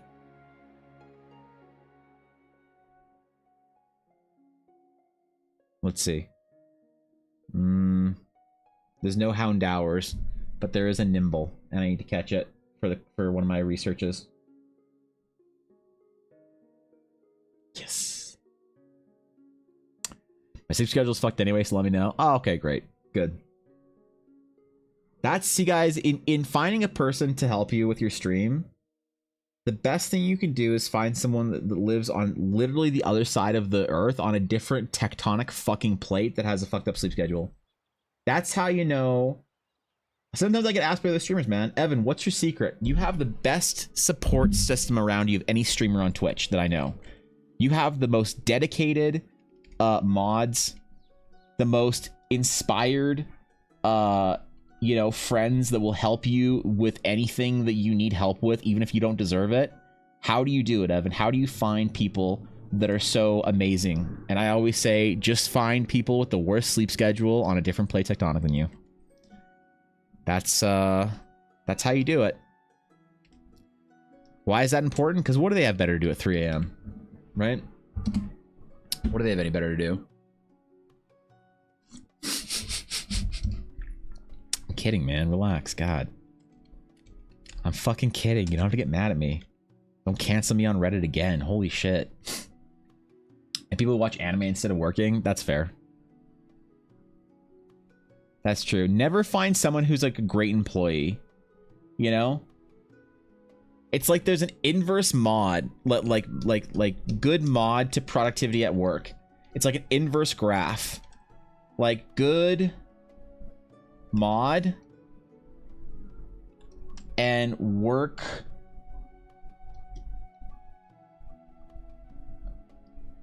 productivity. And it's like as work productivity increases, you know, being a good mod decreases. Right? So if like, right, it's like a, I don't know, man.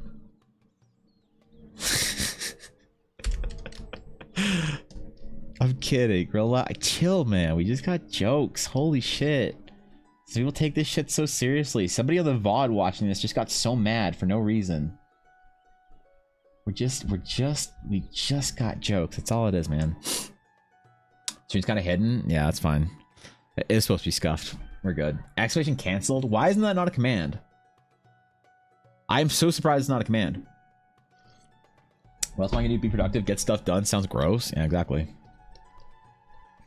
Upload VOD for Evan. That's what I'm... There you go. Now we're talking. By the way, thank you for that, Blaze. Appreciate it.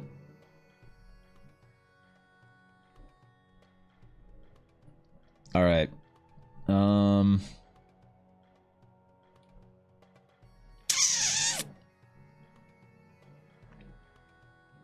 Think maybe we'll finish her sleeve off and get the rest of this like fill layer done, finished. And then I gotta figure out what she's gonna be holding. She's gonna be, so I was messing around with different like hand poses and stuff, but she already has a pretty open pose. And so I was gonna have her holding either a wand or a dagger or a sage implement tool thingy. I don't know. We gotta figure out what it is, but I want her to be holding some sort of sage item. Maybe a sword that goes off screen, I guess. That's kind of weird, though, if we put it so it goes off screen. That's okay, though. Took me a minute. I found timestamp. Kind of lost it. All right, post it. Hit it. Thank you, Busy. Starting at around 350. Okay. A looking glass. Oh, how would a sage's like looking glass differ? Because it needs to have like special astronomical shit in it.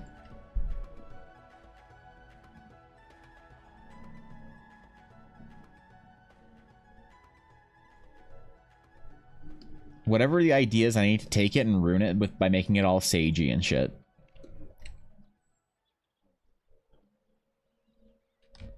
Whether that's ruining it or making it better, I don't know.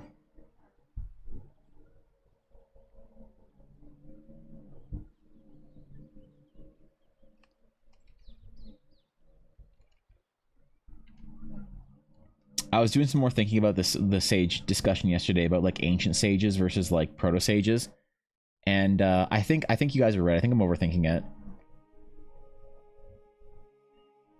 It was one of those moments where I was like really reflecting on the chat we were having, and I'm really glad we can have like big deep chats about world building like that make me think about it literally for the entire rest of the day. So I appreciate y'all for that.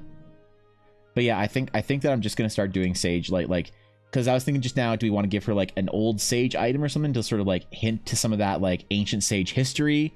And then I like caught myself being like, oh, that might be confusing. And then my internal monologue told me to shut up, nerd. It's like, do you ever find yourself shoving your brain in a locker? You know, once in a while. Want to ask what yesterday's stream says it's broke. Do you want 2 VODs or stitch them together like some deformed creature? You could probably just post the second one, I think, Blaze. Yeah, or you could post both of them as part 1 and part 2 if you want. Like, I don't. That sounds like extra work, but definitely don't stitch them together. That's way too much work to have to stitch them together. I would definitely just do part 1, part 2 if you want to post the entire stream. But if you're like, fuck that, let's just do 1 VOD. Totally fine with that. If you want to just do the you're already. What do you mean you're already on it? Okay. All right. Never mind. Never mind. So do you know how stage lights have different rotations or slots for gels for color control? Maybe something like that?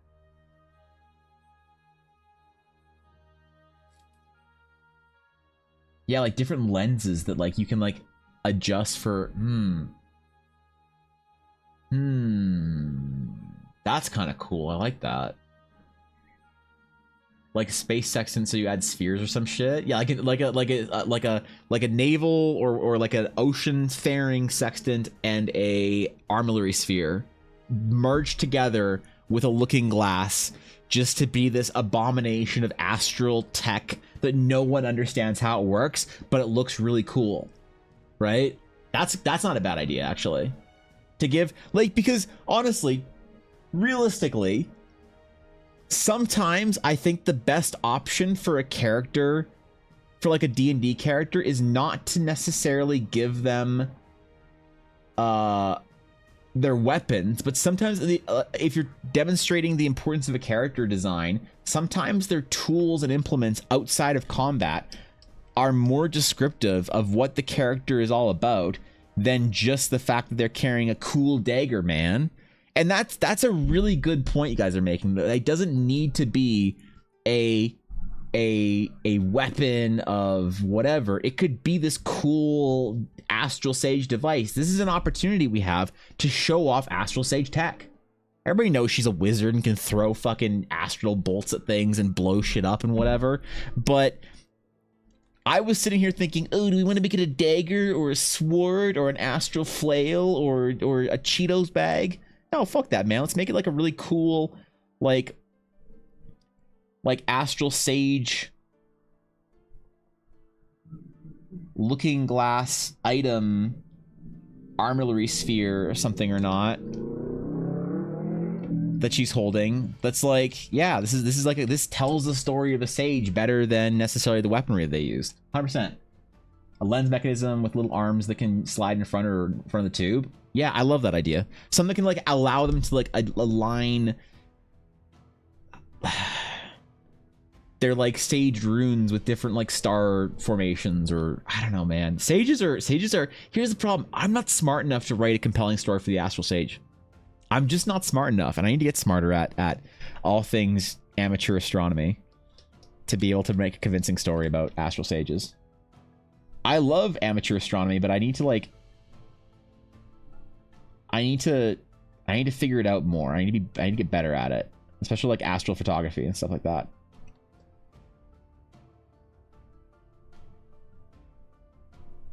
I did a little bit of this summer, but not a ton. I was not that active this summer. A little, we went up to the mountains, but I didn't really do or see anything like super interesting this year. Mostly because I didn't want to drive out into the fucking wilderness at like 1 in the morning because there was either like smoke or rain or whatever ruining everything where I live. The mountains where I live all summer were either raining or on fire. It's funny how that binary exists. A sage sextant? Exactly. But it needs to be cool because it needs to look like a space sextant. Which inherently is kind of what a sextant is, but I don't know. I'm just gonna get a hand axe. It looks like a pressed flower. Any tips for shitty drawer? Let's see. If you're drawing a hand axe, it looks like a pressed flower. Any tips for being a shitty drawer? Well, I'm still a shitty drawer, so I don't know if I can give you any tips to escape that. But I would say that if you're trying to make a compelling like weapon or item for D&D as far as design goes, I'd figure out the story of who made it first and why it is. Not just that it's a cool idea and like, yo, it's this like cool thing that's like a pressed flower, but it's like a hand axe. I'd figure out like who made it and why it is the way it is. And those design cues or those ideas will give you design cues that'll make it more compelling. So I'd say start there. But it's not really drawing tips for axes or something like that I could give you. No like TikTok trend drawing tips that I can provide, unfortunately. I don't have any good quick tips for that kind of stuff. Which maybe I should develop some. Pocket watch vibes. I like the idea of it being able to fold into like something that you can like definitely like the idea that it like opens up in some way, because so sages have all this like really important tech and really important equipment and really delicate, fancy, intricate stuff with them, and I think that a lot of it needs to travel. So not a lot of it needs to compress or pack or close or something so it can be shoved in a backpack with a bunch of other stuff. You know, that's actually a good point. I was not considering that as much as I should. My ancient paladin, he's helped a caravan which had a blacksmith in it. Part of starting gear. Just made it pretty as a gift.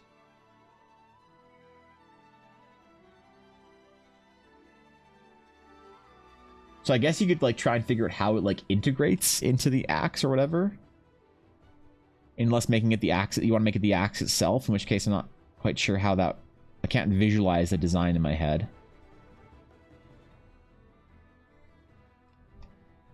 But I would think about it like what informed the blacksmith, where did they make, like where did it come from, as far as how are they trained, who are they, and give those design cues.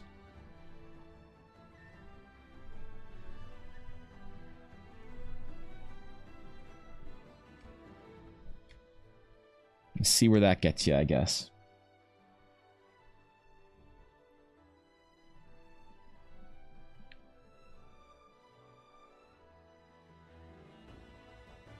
Because yeah, sages are supposed to have sort of 4 main D&D vibes. They're supposed to be a mixture between artificers, archaeologists, wizards, and monks. And they're supposed to carry elements of all of them together. So you could have an astral sage that is more in the artificer category. A sage that carries more tech, more gear. They use more of a tech approach to their sagecraft. They use more equipment, more measuring tools, more devices. They're not somebody that cares to like meditate on the aura to like find their place in the fucking universe and then, you know, align themselves with the stars. They literally use a device to figure out how to align their astral atlas. They calibrate their astral atlas.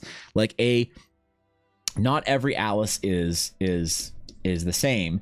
Some of them are like this one are more about like Scarlet. Her astral sagecraft is much more in the monk and wizard side. So she doesn't have a whole lot of tech with her. So her sphere is more in the sort of like spiritual alignment. She aligns herself with with the universe, and thus her atlas changes based on like it reflects her alignment. She makes the alignments by sort of feeling in the astral forces of the universe. Versus a sage that is doing more mechanical and mathematical measurements, that is aligning and making adjustments to their atlas. So there'd be like interface points, and it'd look much more like an armillary sphere. Like Rosa, her atlas was sort of in between.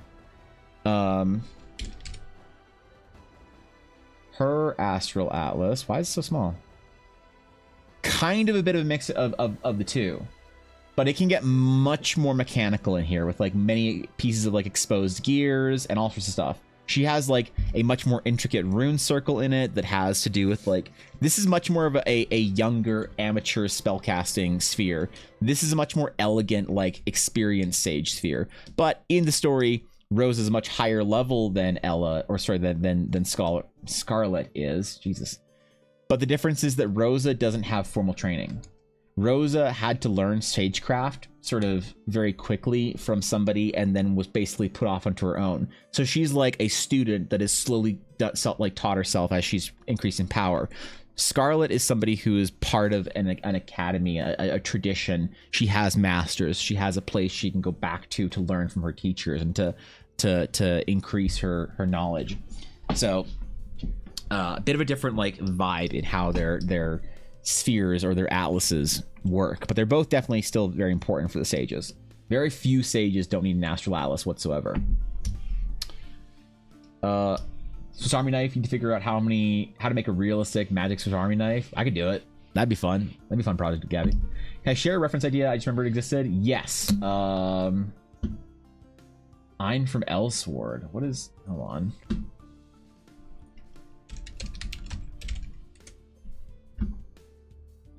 Who is this? Well, that's cool. Like the pocket watch thing, or the pendulum. That's a cool vibe to it. I like that. Very intricate, like, oh, that's cool. Yeah. Very intricate, like floaty sort of items and shit. Wait, what are these progressions? What the fuck is this shit? Yeah, I like that. That's a good one. I like the very like intricate designed of his accessories. What about something like a reaction wheel, but something has to align in it? Wait, what do you mean by that? I'm a little confused. I'm a little lost. I'm not smart enough to connect the dots real quick.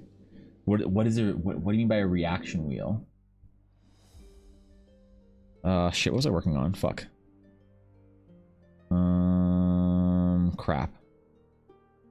Okay, whatever. There we go. Trying to work on everything in the piece all at once is a little disjointed, but it's the best way to work on it for me, so.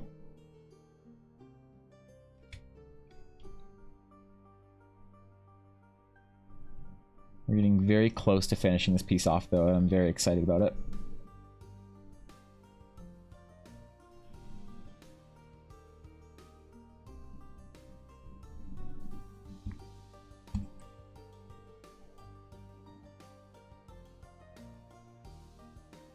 We just have to do a lot of hatching and we'll be done, man. Her cloak, I don't know what we're going to do about that. I want her to be very flowy, but I don't know if her cloak is going to support that or... Like I think one of the things that I want to sort of take design-wise for the sages is sages are often very flowy. Sages will very commonly have like traditional sort of sage robes and things like that all have like very long sleeves and all are very flowy, very long hoods, long sleeves, very draped. I want like movement to be a very important part of the sage and their sagecraft. And then kind of let their personality show underneath that. Like what do they wear for their sort of their clothing is kind of more a reflection of the sage or the sage's culture, as opposed to, I don't want there to be like a uniform necessarily, but I want there to be design elements that sages have, especially when they're doing traditional sagecraft, that is like, oh, they've put on their monk robes basically. Sounds like a Subaru with uneven headers in the background. Wait, what? Like sound wise? Is it still there? Or what? Oh, maybe that's... Oh, I can hear... Okay, hold on. I think there's a lawnmower somewhere out. Okay, all right. No, it'd come back. Thanks for letting me know, Viddy, because that's... I'm pretty sure the property next door is getting their grounds kept right now, so thank you. Like vestal garments, like some sort of more formal robes that they use or can be identified with, especially when they're on like sage, like order business. Like you meet a sage in the wild doing sage things, they'll be pretty chill. They'll look like any other spellcaster or whatever, any other conjurer basically, or archaeologist or explorer or adventurer, however you want to put it. But when they're doing like official sage stuff, because there are certain like rituals and sage spells that are required, or that require multiple sages to cast. So like for instance, they learned in their last game that the sage temple runes that they were excavating, basically, were it was like a sage ring in the middle that had like a spell with like Eldari runes and had all this like cool shit. They found like a runed dome, and the spell, like the temple spell that the dome has built into it, whoops, was like a very important, unique spell that Scarlet had never seen before.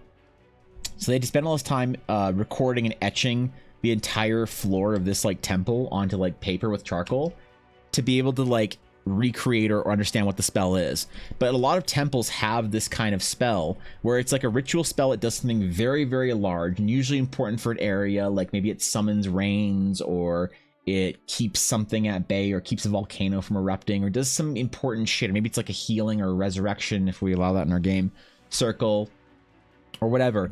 But a temple spell like this would require like multiple sages to cast whatever spell it is. So there is stuff like that in sage temples, and like that kind of like more official like order sage business would definitely have a different look to them. They'd have a more sort of monastic look. But day to day, I don't want to restrict sages too much. I don't think there needs to be so much currency with the sages of like uniform. Not like something like a suit of armor for a paladin order or something like that. Agnes from Bravely Default.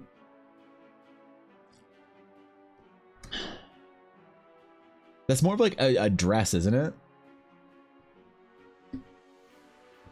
You mean Astral Sage whose Atlas looks like an Angel Finder or an A Protector? What are an Angel Finders? What are these things? It always needs to be basically so this is an important symbol in the Sages. This is an important symbol in Eldara lore. This means something important to the story. Okay? Whenever Eldara, the world, is depicted in old Eldari like runes or whatever, it always has this sort of like general like pointy structure or pointy design on the top and bottom, where the top one is larger than the bottom one, almost like a compass rose or whatever, right? So this shape is very important. Whatever happens inside of here, inside the Atlas, whether it's in like a full like armillary sphere, or whether it is a simple like floating like sage rune or whatever, like Scarlet's, whatever happens inside the sphere is like unique to the sage and how they choose to sort of use their astral alignments. But all spheres more or less will look like this, sort of culturally among the sages. Whether that's an important thing or not, you have to ask an astral sage, man. A lot of them don't know. Cartography tools. Oh, angle finder. Oh, okay. Cartography tools. Would they use cartography tools?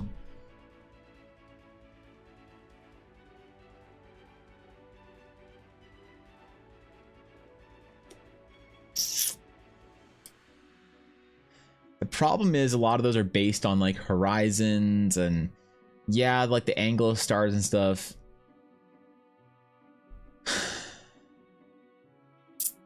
I don't want the Atlas to be a cartography tool though.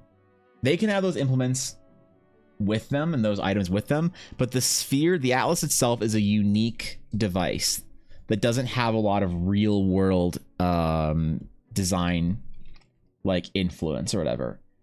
It's supposed to be a foreign looking device. It's supposed to be very unique to sages. So you say the whole time Evan was describing the unknown dome with unknown grand spells, imagining as a temple that just was an old folks' home, and they found a bingo hall. And they described the bingo rolling spell. They just roll another. Oh, come on, man!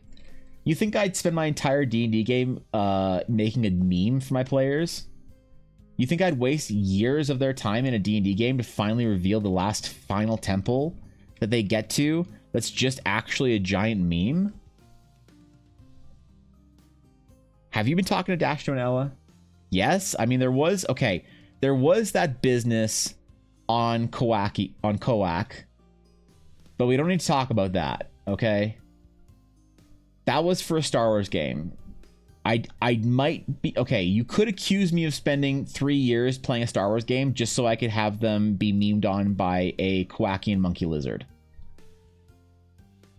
So, although I'm offended by your accusation, it is fair, unfortunately. And I need to bear that burden, I guess. I had hoped that I built more currency and by displaying my seriosity as a Dungeons and Dragons enjoyer, world builder, maker. I had hoped my seriosity was on full display, but perhaps I have failed. So that is fair, although offensive. A reaction wheel is a mechanical device used in spacecrafts and satellites to control and adjust their orientation by changing their angular momentum. But astral reaction wheel might be something that you adjust to spin or get a measure result, something to understand the astral. So hold on. Is this that shit that I saw in the Saturn V? Saturn V. I think I know what you're talking about. Yes. Yes, good. This is what we're talking about. I don't think this is the one from Saturn V, but this is what we're talking about. Okay. That's interesting. I'd have to know more about how this actually works. But that'd be really cool to base one of their tools off of that. 100%.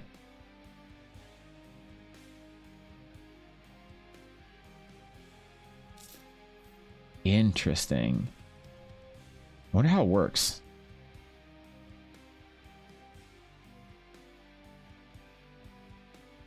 Maybe I should read this article. How do reaction wheels work when they are inside a satellite and can't apply an external force?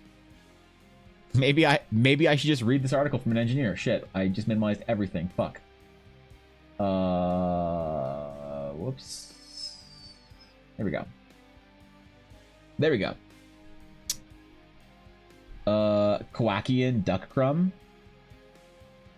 You know that's what it's called, right? A Koakian monkey lizard. That's what Salacious B. Crumb is. That's the name of it. The Koakian monkey lizard. That's what it's called, bro.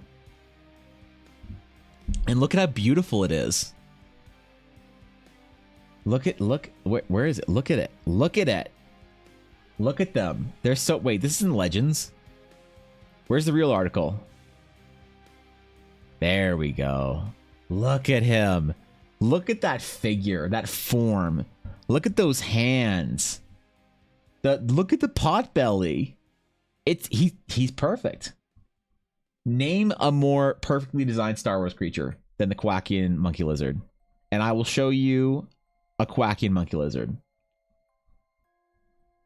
This is my favorite thing in Star Wars. I have a shrine, Cobalt. Don't fuck with me on my knowledge about the Koakian monkey lizard. I have a shrine to Salacious B. Crumb. including multiple signed Bantha. Come on, man. Come on. You can't just say a Bantha's better than a quacking monkey lizard. Like, Banthas are great, but no, it's no quacking monkey lizard.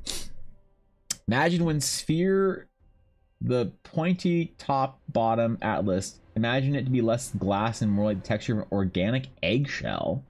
That'd be interesting. Like almost like an organic item. I don't know how that would work, but I like it. Quacking though, not quacking, just making jokes to laugh at myself, disregard me. I would never disregard you, Cobalt. Occasionally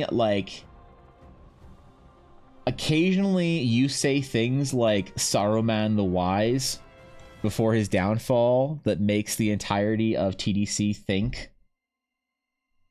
And when you choose to come out of Lurk and like expose us to the wisdom of the ages, I take it very seriously.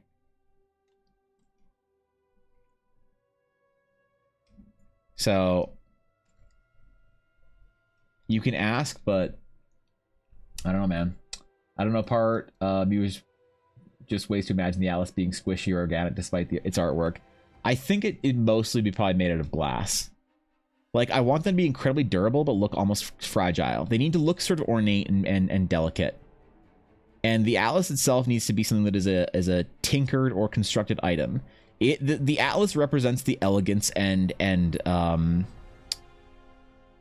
advancement of the sages from the ancient sages. It's one of the only things that shows the sophistication of the astral sages as they've like grown as an order.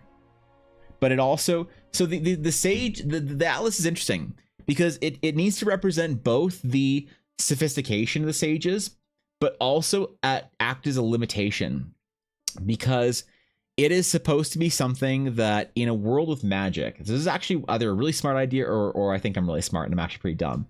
You guys, you'll have to tell me. It's supposed to represent the sophistication of the sages, as it is in a world of magic. It is a physical item that has taken sage ability and sage spellcrafting and sort of mechanized it and found a way to sort of like solve it with a technical solution. But it also shows the lacking of understanding with sages, because we know that there are sages that can sort of channel the astral aura through themselves. The most accomplished sage in the order at any given time is a sage given the role of, or the title of Star Speaker, and they don't need an astral orb or an astral atlas. Usually they're usually powerful enough that they can align their own like body and soul with the cosmos in a way that their like spirit can make all those calculations by just knowing where everything is, because they feel the astral aura so greatly. And so it needs to be kind of representative at this, both as an item of wonder and awe of like, look at how sophisticated and advanced sages are from old sages and the ancient astral sages, but also look what they still need to use as like a crutch to be able to sort of harness the powers of the universe. They can't do it with their spirit, you know, anymore like old sages. It's like supposed to be kind of a bit of a reference to like, the device needs to seem almost fragile. It's very durable. I'm not going to ever have an astral sage be like, oh, your astral atlas falls and breaks, I guess you can't do spell casting, guess you're fucked. You know, I don't ever want that to be mechanically a thing that happens to you in D&D, but I want it to look fragile, to look intricate and beautiful, but at the same time brittle and fragile, like clockwork or something. So maybe that's like a intelligent way of handling it or a bad way of handling it. I don't know. If you want an easy understanding of the principle of reaction wheel, there's a 1-minute YouTube video called Angular Momentum Demo, Platform and Wheel. Yeah, I'll watch that for stream. Yeah, don't think I won't. All right, I appreciate it. Appreciate it. Oh, I've seen this. Okay. All right, yeah, no. Oh, okay. But then how does the reaction wheel perform that in like a 3-dimensional? This just confuses me more. I think I need in-depth description of this. I'm not the best with like engineering. When it comes to like the astronomy side of physics, I really love it, and I love all that part of astrophysics. But when it comes to the engineering side, sometimes I don't quite understand the application to like get a bit more of a deep description of it, because now I'm just confused. Sounds kind of Magitech, maybe. What about an armillary sphere? Well, that's kind of the reference for a lot of them. Like that's kind of Rose's. Rose's is more on the armillary sphere, sort of like has more of a mechanical element to it that tracks movement of different like celestial bodies within, and you might see different sage spheres that look much more like an armillary sphere or whatever. So you have multiple and different orientations and motors. Oh, so it's more like which one is... Okay, now that makes sense then. Okay, cool. It's not like one can do all... Right, okay, that actually makes sense to me. Now I think I get it. Thank you, Sweeney. Sounds like a big enough astral atlas on the mountaintop is basically the Death Star.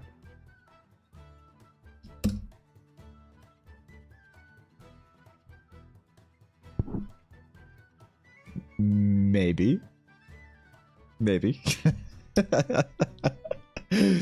I don't know, man. Maybe. I just give it a try, see what happens, you know? It's like how the missile knows where it's going, but where it knows where it is by knowing where it isn't, kind of. Okay. Yeah. All right. Yeah, I think I understand. I dig it. That makes more sense to me now. Look, I'm not an engineer, man. My brother's the engineer. He's the one that went to school for 4 years for a real degree. And builds car engines and shit now, because he's cool. God, my brother's so much cooler than me. My brother's so much cooler than me. He builds fucking car engines from scratch. And I sit here and draw dragons. And talk about dumb sage ideas. Man... I gotta go to Gen Con and get a posse and feel cool. That's what I need. That's how I'll feel better. Okay, anyway. Just anyway. Alright, flowy thing 1, 2. There's gonna be 4 layers of flowy to her. Is that too much flowy? Or is that the perfect amount of flowy?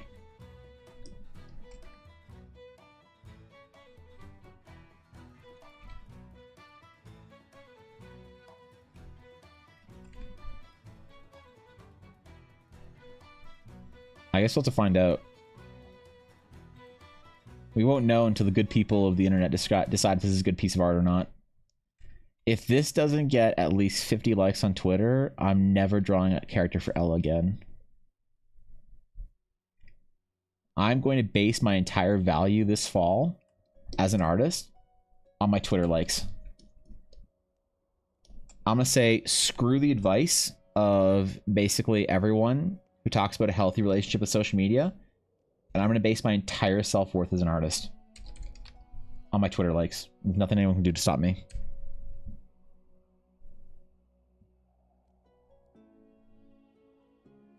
I'll be unstoppable.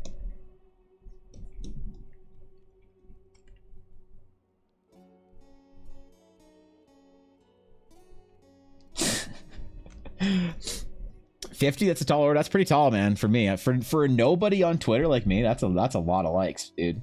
I don't think I've gotten many tweets that don't promise free things that have more than 50 likes.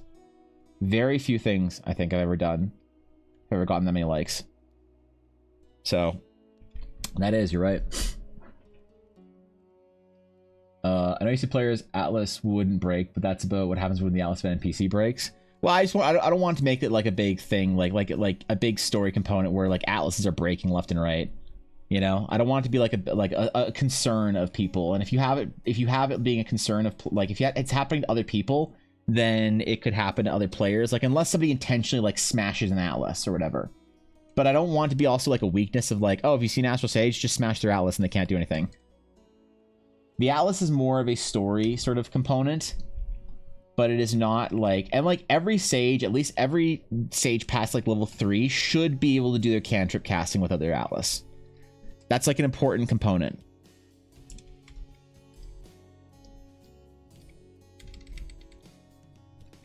Where's our trim size? Is that the right size? One more up. There we go. There we go. We figured it out. Oh, whoops.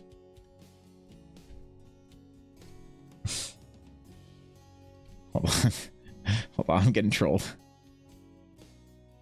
There we go. There we go. All right, we're good.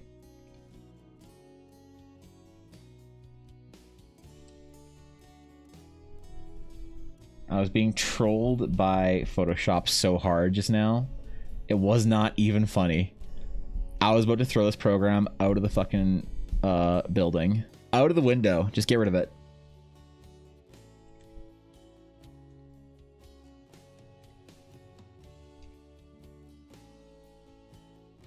Wait. Photoshop, please.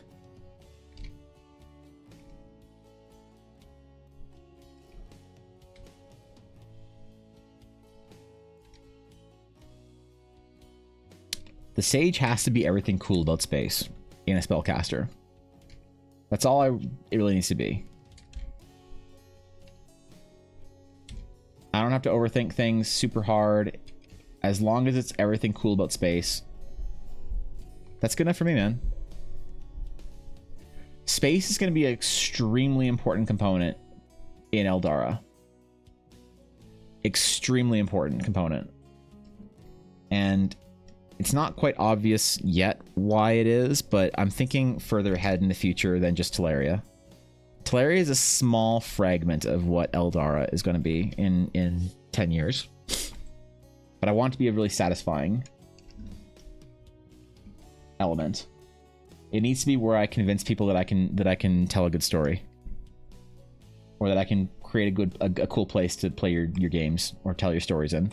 Because ultimately, that's what you're doing when you're building a world for D&D. Is you're trying to build a framework or a base for people who are really good at telling stories to tell their stories. It's why so many great directors want to like direct a Star Wars movie or tell a story in like Marvel or something, because they love the world, because they're like, yeah, Star Wars or Marvel is like a great base to tell a story, and I want to tell my story. And I think that's really cool. That's how you get like really great people doing really great things with an IP. And if I can't convince D&D players to tell their personal, awesome, cool stories in my world, then how will I ever convince anyone else? And if I want to make Eldara this cool big thing, and then you get cool stories in Eldara, like Atari's story, and it's awesome.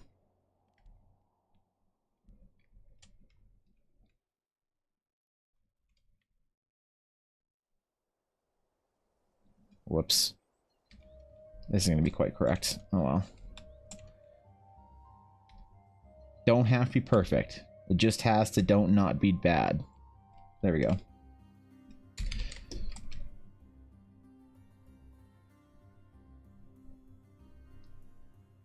Art wisdom. I like to drop her once in a while.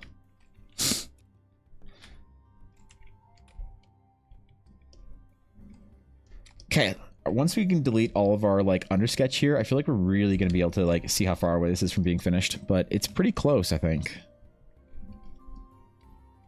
We'll do another little pattern for our clouds right here.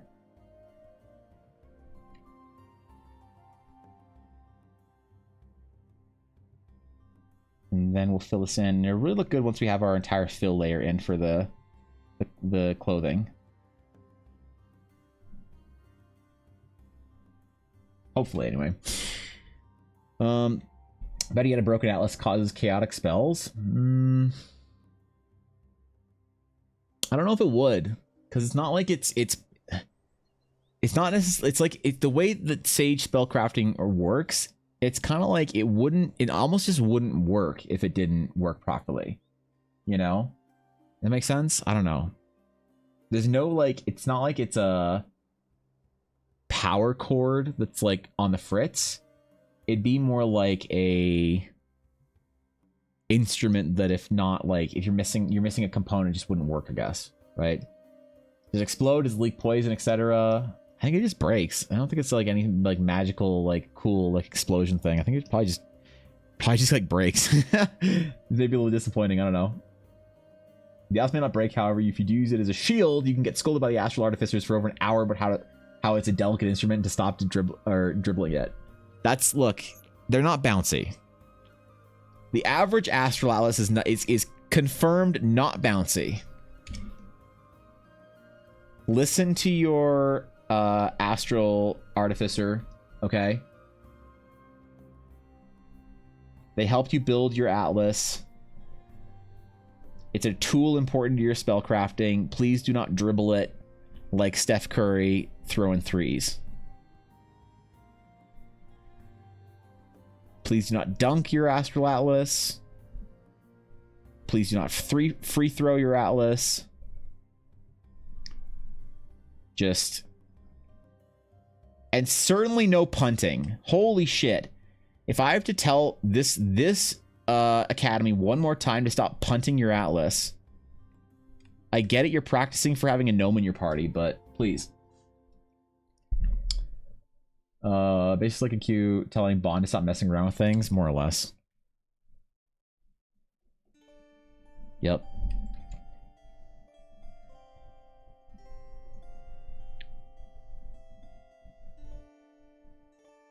I think this weekend I'm going to commit to having rules for Tuesday.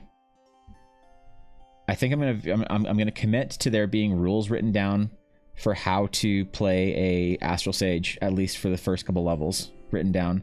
We're going to have that's what I want to talk about on Tuesday, maybe, is we're going to have the first draft of the class ready in my solitude in Edmonton. A cursed city in Canada.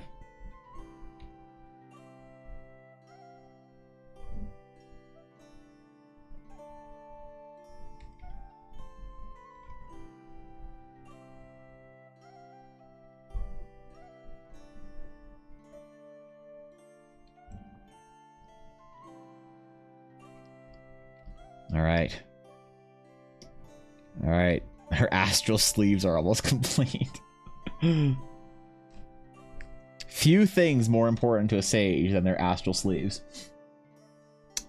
An astral atlas also functions as a Monty Python holy hand grenade would be cool. Yes, if you recite the correct counting scripture from the Book of Antioch. Actually, what book was it? I don't remember. It wasn't the Book of Antioch, I don't think. It really was. One can convert into a holy hand grenade, so. The house is about to explode. It was for safety reasons, true. You can tell them whatever you want, but whether they're going to be mad at you or not is up to them, okay? You can say we aren't allowed to shot put it. Please do not shot put your astral atlas, okay? Please, I thought that one was obvious. I'm sorry. I was convinced that that one specifically was obvious. New sports team for the Astral College of Horizon. There's not. No, we're not making. There's not gonna be a marching band. There's not gonna be a cheerleading squad. We're not starting a whole sports franchise team thingy for.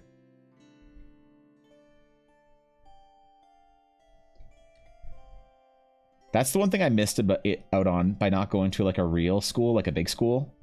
I never got to be like overly proud of a sports team that I didn't really care about.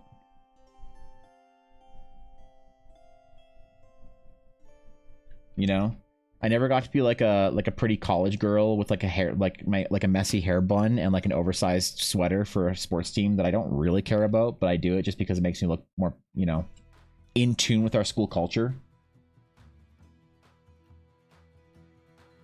Now, Elle, on the other hand,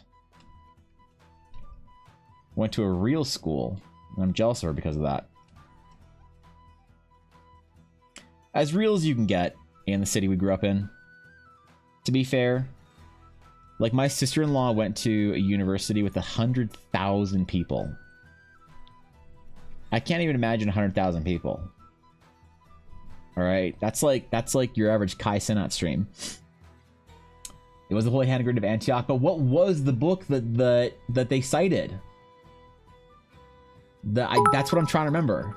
All right, that's confirmed. Evan was never able to be a comfy college girl. I wasn't. All of my friends in the jewelry and metals class all had messy hair buns, and I never got to have a messy hair bun. My friend Christina would be like, she'd be like doing some soldering and be doing like a deep, like deep focus work, like a long-term like chainmail solder.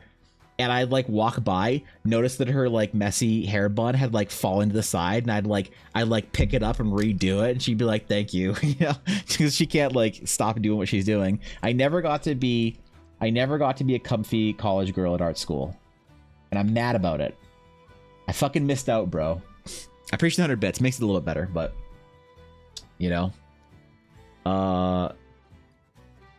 board students came up with a pen spinning, drawing the cool S, and making a crossbow with pen parts. I definitely imagine Astral Sage students figuring out a fun alternative way to pass the time with an Astral Atlas. That's fair. It's hard to spin your Cintiq pen, but I used to, dude, I used to just sit there the entire day while I was thinking in school with like just twirling my Cintiq pen around. It's hard to do. It's easier to do with a much more weighty pen. But I don't know. I try not to do it like it's actually a habit I tried to kick on stream, because when I'm sitting here talking early in my stream, I used to just sit here whenever I'm like thinking about my art or whatever, I would just be sitting here like twirling my pen or whatever, or just like tossing it or some shit. And it's hard to do now because I tried to like stop for so long. But I realized it was distracting on stream. It's like annoying to watch, so I stopped it, you know. It was a habit I had to kick, but in art school, it's all I would do, just out of fucking habit, man. So you're right. Armaments, the book. Yes, Armaments. Thank you. After Armaments, chapter 2, verse 9 to 21. Thank you. Oh god. Okay. Yes. The Holy Hand Grenade of Antioch. From the Book of Armaments, chapter 2, verse 9 to 21. Good old brother Maynard. Good old brother Maynard. Thank you, Elton. I know you're doing important stuff today, so I appreciate you coming in here, clutching up to solve that. That would have bothered me for at least a day and a half, because I'd keep forgetting to look it up. Missed out on that too, but I was the guy always showing up in nice clothes with a briefcase. You always had nice clothes in a briefcase? Oh, you, dude. You were doing it right. Dude, you were doing it right. I wish I could have brought a nice bag to school.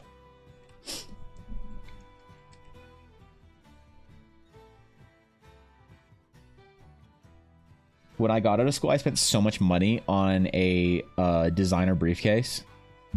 Not really a briefcase, but like a designer bag that I like never used, because I'd only use it to go to like client meetings.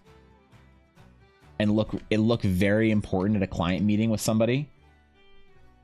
But I never get to use it. It's sitting in my closet. It's like a pristine like designer handbag that I never get to fucking use. I'm kind of bummed that I never get to take it out. So I never do anything important enough for it. But one day I'll be important enough to bring it out. I never figured out pen spinning. I got yelled at one day. I just stopped trying. Don't stop trying. It's once you figure out the balance of it, it's easy.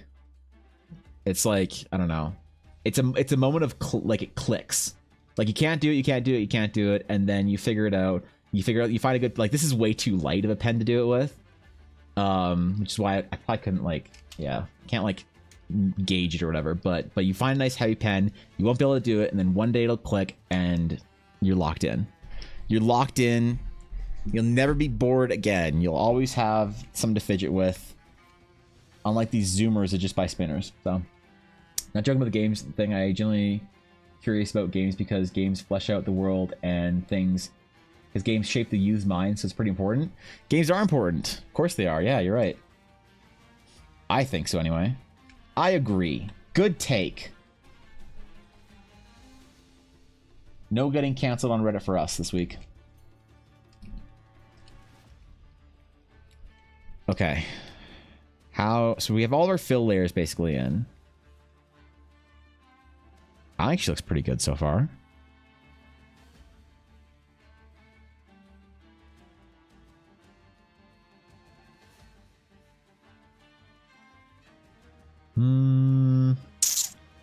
What is the texture of this cloak gonna be? That's the real question. Controlling like Boris Grishenko is the most 90s thing.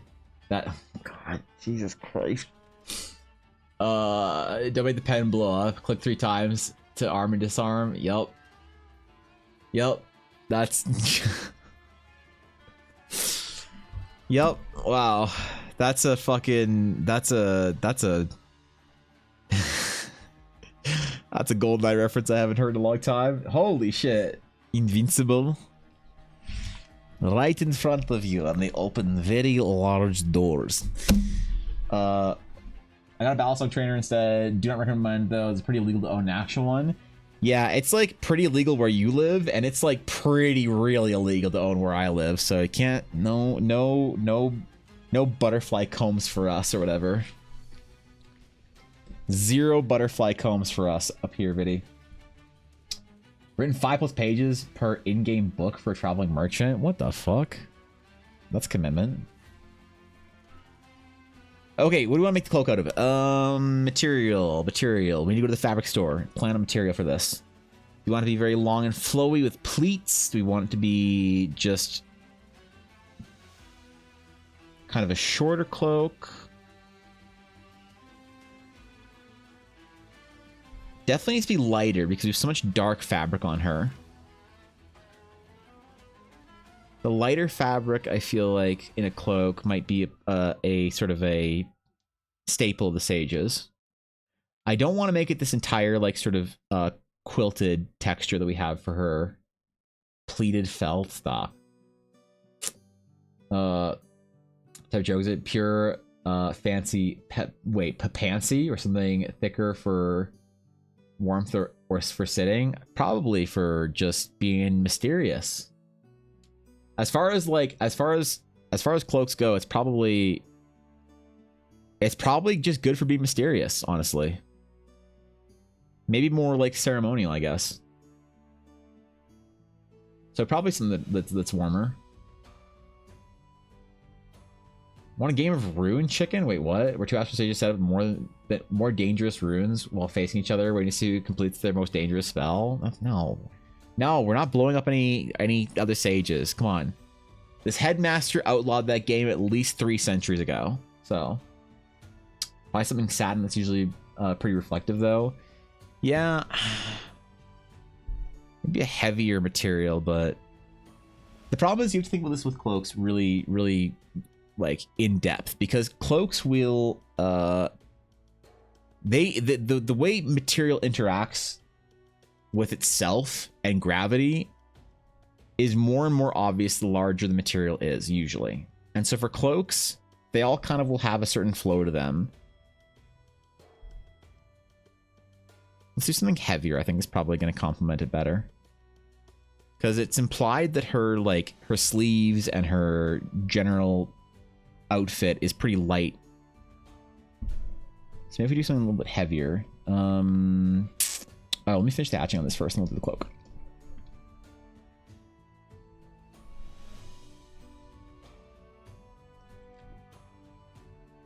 Yes.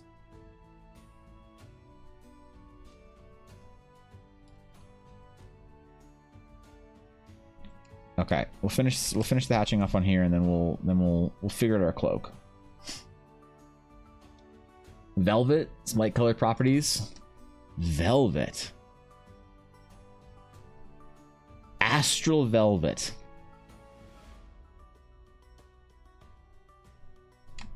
That'd be kind of cool. I like velvet. Might be a bit like flashy though. I don't know. I worry it's too luxurious. Was velvet a luxurious fabric when it was invented. I need something kind of medieval feeling, you know? Fleece. Let's make it fleece. Oh, but it's itchy. Ooh. I want an itchy cloak, man. The Astral Sage burlap cloak. Uh-oh. Uh-oh.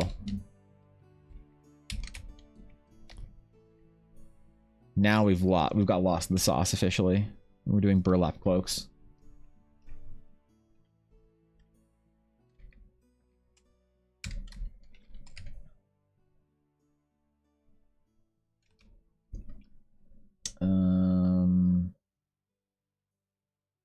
What is this? Oh, right. I want to put a star pattern on a cloak as well on the inside. The inside of the cloak. Oh shit! But if I make it darker, fuck, that doesn't work.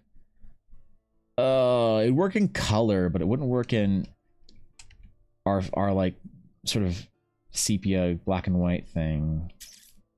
That's okay. I'm thinking ahead here for the color layer as well. How about lace? That may take a lot of time, but it's lighter. A lace cloak. What the fuck? Yo, how much would that cost? Jesus. That's like some Lara Croft Astral Tomb Raider shit. Astral Fleece, nothing is itchy. That's the magical spell placed on it. It's fleece, but it's not itchy. Oh, shit. The dream is alive. Astral Burlap is now back on the table, boys.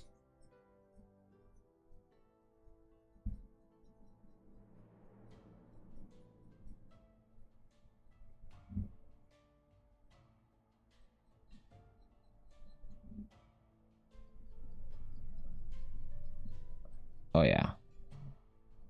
Okay. Now we have a little bit of depth here.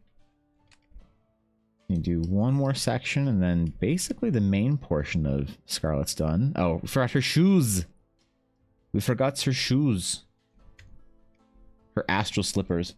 Everything the Sage owns is just regular stuff, but we just use the word astral. Astral slippers, astral boots, astral thigh bag. Really, what is being an Astral Sage if not just being a regular individual that has, you know, cooler stuff?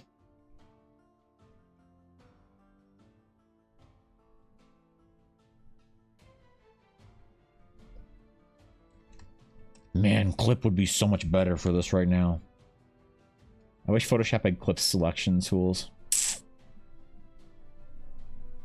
Oh well. A nice heavy leather. A heavy leather cloak. How much would that weigh? Like, actually. Is a leather cloak gonna be that, like, super heavy? Is that a thing? Were leather cloaks a thing? Hold on, I need to look this up now. Leather cloak.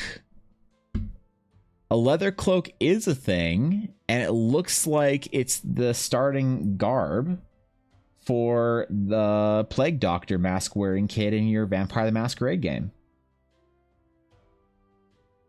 Well, I feel like if I scroll down any further, I might take a vacation on Twitch, so I'm just gonna leave it there. The Batman? No, please, eBay. No, stop. I'm good. If it was two fabrics interlined with something, that could be interesting. If it's a cloak, I weigh about as much as a leather duster, I guess. I think you're right, actually, yeah. Things, I don't know how much a leather duster would weigh. Would it be annoying to have all that weight, like, on your shoulders, like, pulling down? Because, like, with a jacket, it's, like, kind of hanging off your arms as well.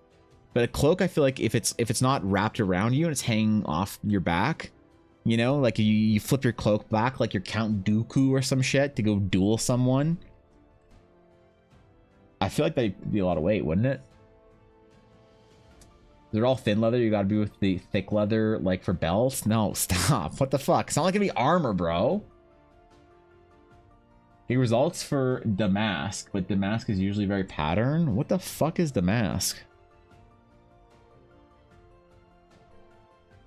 All right, we'll just make it a heavy fabric. All right, let's split the difference here. We'll make it a heavy fabric. There we go.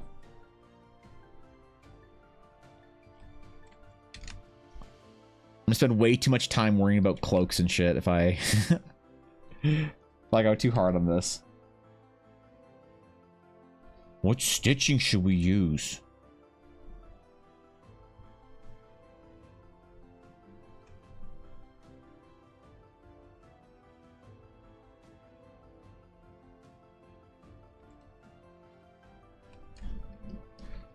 I wonder if this should have a trim to it. It's kind of a pattern. Or if that would be too much. It might be too much. To be perfectly honest. Bit heavier than a fabric duster, but yeah. Keeps wind out, better on the pro side, that's true.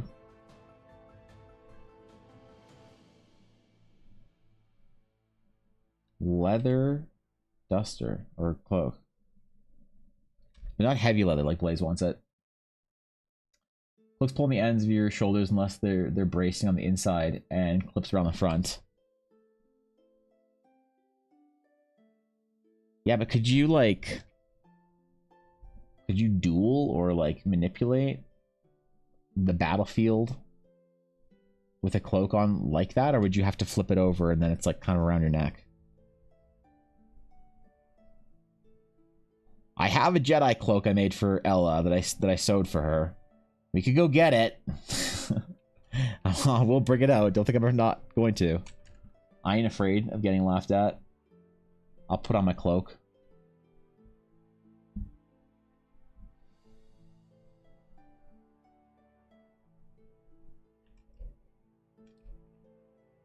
I ain't afraid. But yeah, we could do something heavier. I think that's what we'll do. And then it wouldn't move around as much. It would kind of like stay in one spot a little more.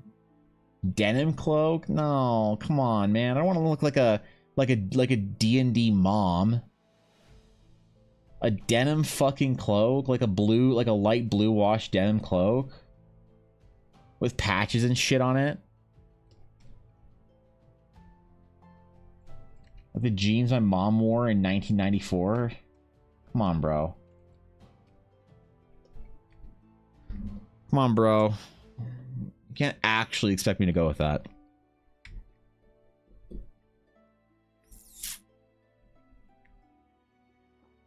Why do we have this pattern here? I think we should delete it now. I think we're good.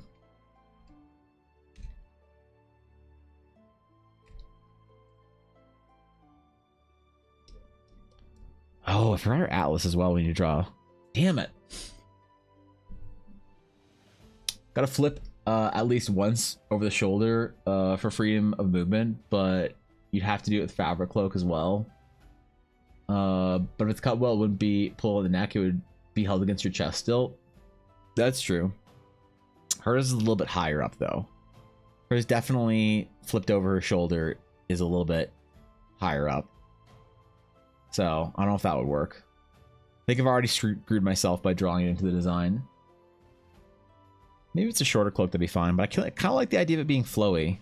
Hold on, if we delete sketch, does Scarlet need to be flowy? Is there any more flowiness required here?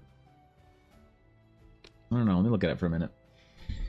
Question falls on whether or not the cloak is a functional or fashionable. Functional will be leather, heavy velvet, fur, or coated material. Fashionable cloaks tend to need upkeep, was delicate, or stained easily. That's true. I suppose it needs to be more functional. You're right. That's a good point.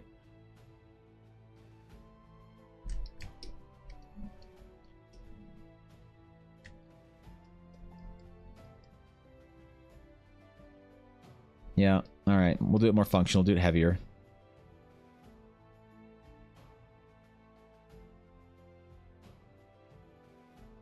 Heavier material. I just don't know how long I want it to be. If I want to be long, her entire sage form to be long and flowy or not.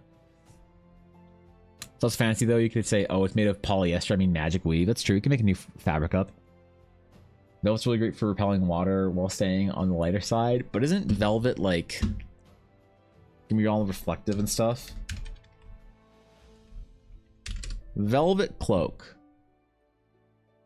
Wow. That's some shit you see at like the Ren Fair, man. It seems too fancy, you know? It's like a velour cloak.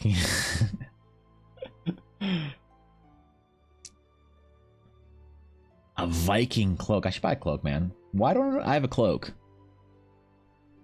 I should be wearing a cloak on stream. People will take me more seriously as a D&D streamer if I wear a cloak, won't they?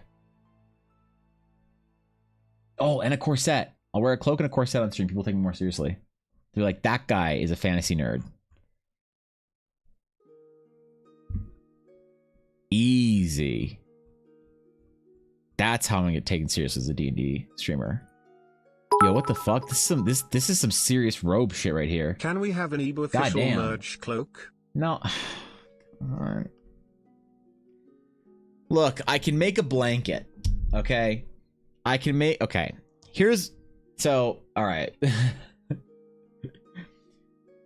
So, I had this idea, which I was going to do for the next merch launch. Next time we do merch. Okay? I was going to have a beach towel made. Okay? You know how long beach towels are? And the beach towel, I was going to paint a design that looked like a cloak with like a fancy trim to it and like had the TDC logo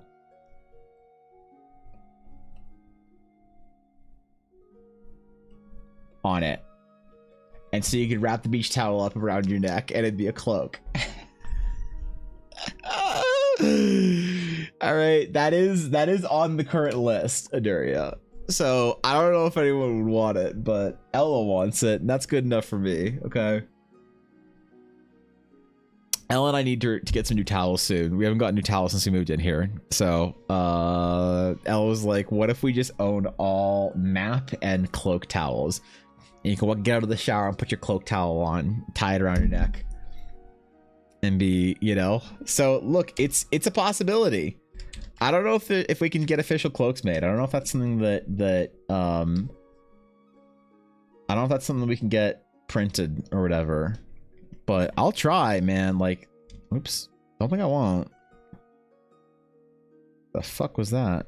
Oh, I don't need a lorem ipsum on here.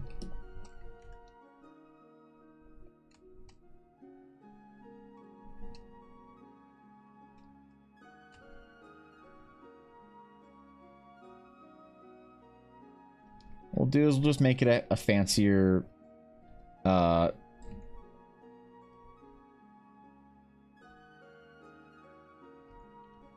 heavy material, and people can guess what it's made of. Who cares?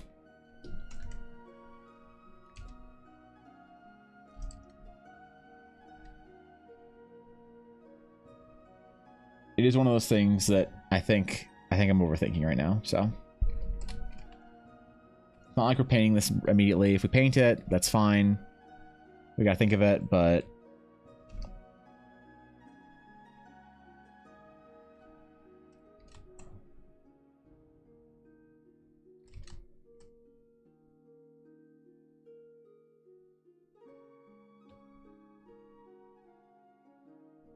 we'll come to it when we come to it, I guess.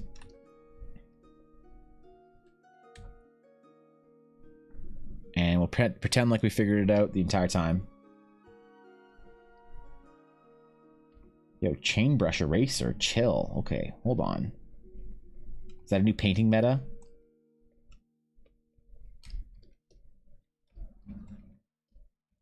Yeah, I could try it.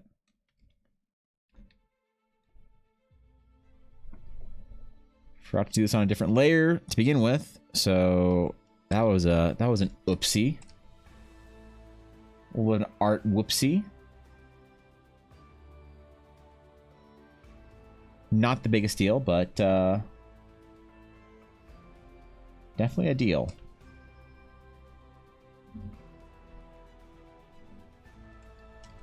We'll do the rest of it in on the proper layer. Listen, man, figuring out how to use the layer window is hard, man. You got to click another button when you're going to draw like a thing on another thing or part of it. That's so confusing. Why can't Photoshop, like AI, just automatically figure out what layer I want to draw on? It works with selections. Why doesn't it work with everything else, man?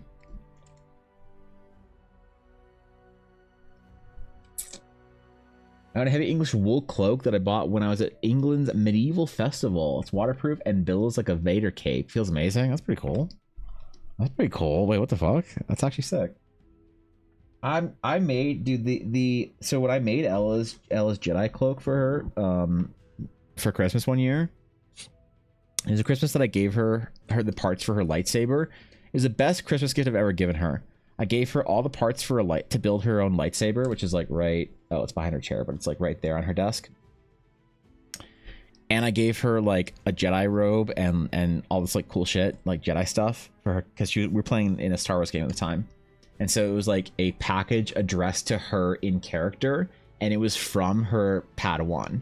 And I wrote a note to her from her Padawan that was like, you know, I know you broke your lightsaber, master, so I ordered parts for a new one, so, or whatever. And so I sewed her this Jedi cloak, cape, whatever. And I was at the fucking fabric store for hours trying to find the right material. The best material that I found with the right feel and the right weight to it was actually upholstery fabric. It was a type of upholstery fabric. It doesn't feel like upholstery fabric. It was a lot heavier and whatnot, but it was actually supposed to be for upholstery. But I don't know what kind it was, but it felt really good. It worked out, at least. Sometimes Ella puts it on when she's playing D&D.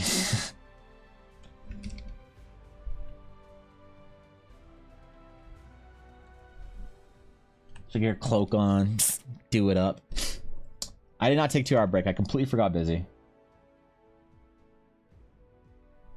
Why would I have remembered? When do I ever remember?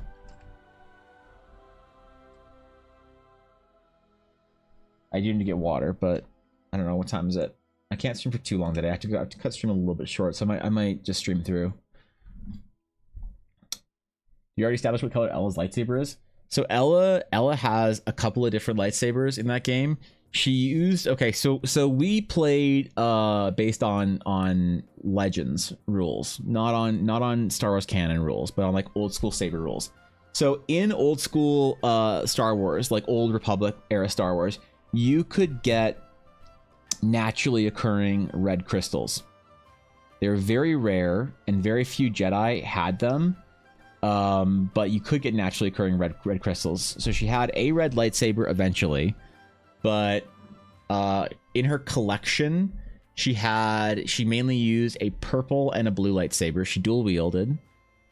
When she wasn't using a different lightsaber form, like she also took different lightsaber forms as a Jedi, so she could fight in Sorosu, Makashi, and I forget the dual lightsaber form. Lightsaber forms. This is gonna bother me if I forget.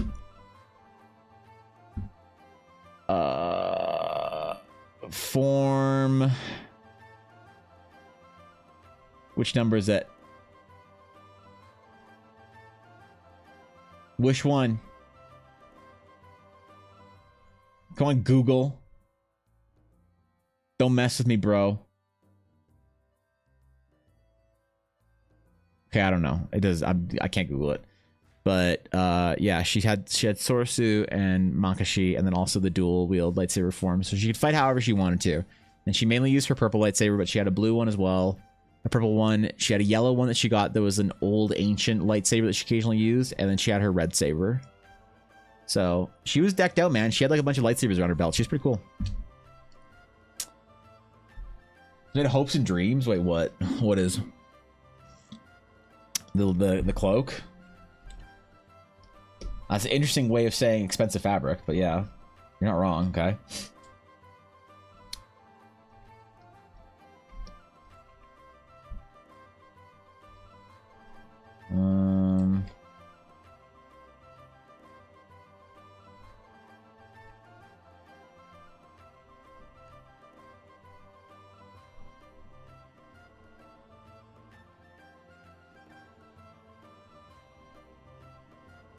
Do you want to do a big fancy trim on it? Probably not, eh?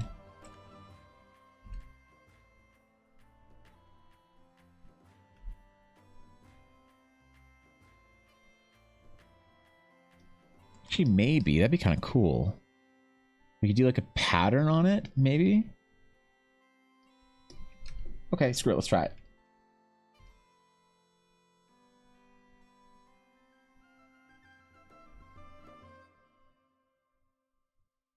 You know what? Why not?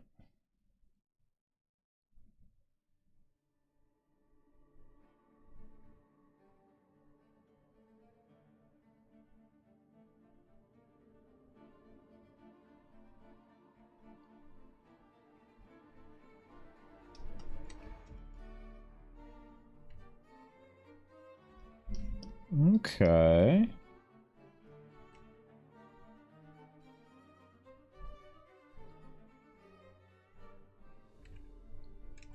And then we do like man, we need to find like different patterns for the sages. Like what their material sort of looks like, you know, what they put on it, what kind of like designs and patterns. We have some shape language for their like trinkets and stuff, but not a lot for their like fabrics and cloaks and materials like that. Let's merge this into the same layer.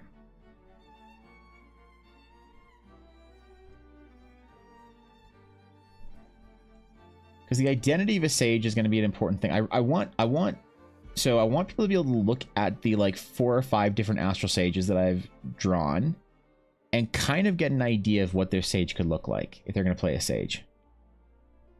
You know? It needs to be like obvious. Clearly defined, different sort of design language that makes it unique from just an average spellcaster. And that comes back to the whole like uniform versus not uniform debate. Not really debate, but discussion. The currency we can build by having sage uniforms versus not.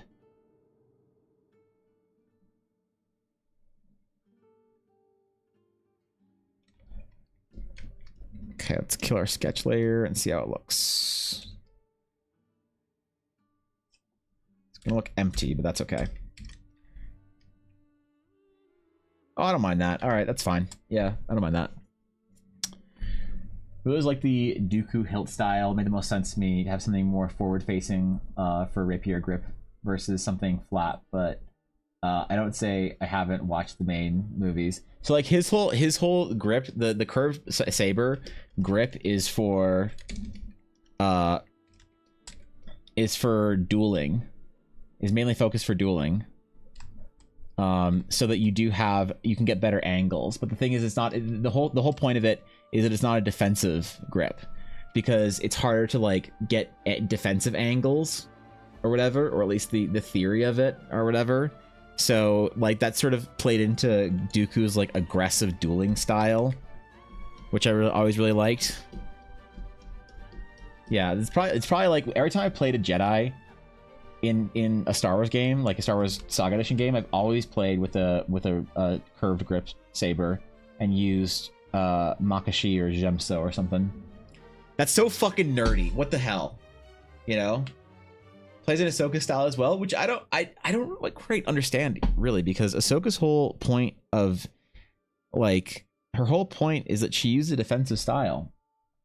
You know, whatever the form is that you use your lightsaber in reverse grip is a defensive style. Figure what it is. What lightsaber form does Ahsoka use? Oh right, a Xian variant. Xian. Oh, lightsaber form Xian. Yes. That's right.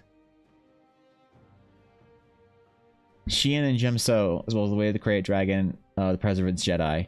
Yeah. So she used a reverse grip Xian form, which is a variant style of it, but it was very defensive. And part of that whole thing was that she didn't like to like fight in the Clone Wars. So she was more about defense and protection than she was Yeah. Okay, this is a whole thing, man. That's pretty fucking nerdy. Okay, all right, I'm done. I'm done. I'm sorry. I won't talk about lightsaber forms anymore. I'm sorry. I got my fix of Ahsoka yesterday. I'm good. What's up, Silence? 10 out of 10, pretty much. Wasn't the actor also a fencer? Was Rosario Dawson a fencer, really? Or do you mean Dooku? Because Christopher Lee was a fencer, yeah. He's a very accomplished fencer. Christopher Lee is one of the coolest actors that ever lived, I think. So I'm practicing historical fencing for about 9 years. I think that those theorizations of lightsaber grips funny mostly. I mean, yeah, when you have a laser sword like that doesn't have any weight, it kind of changes things. As a person that grew up fencing, I also think they're funny. But I like him still. Shoulders backwards though, so curves into her forearm, getting the reach that Dooku's wouldn't grant. Well, that's interesting. Yeah, I guess if you hold it different, like curved blade with reverse grip, you get more reach. That's interesting. Why do you think we're here? Keep going. Somebody fucking rolled their eyes and closed the stream. Every time I go deep on Star Wars, I don't know why.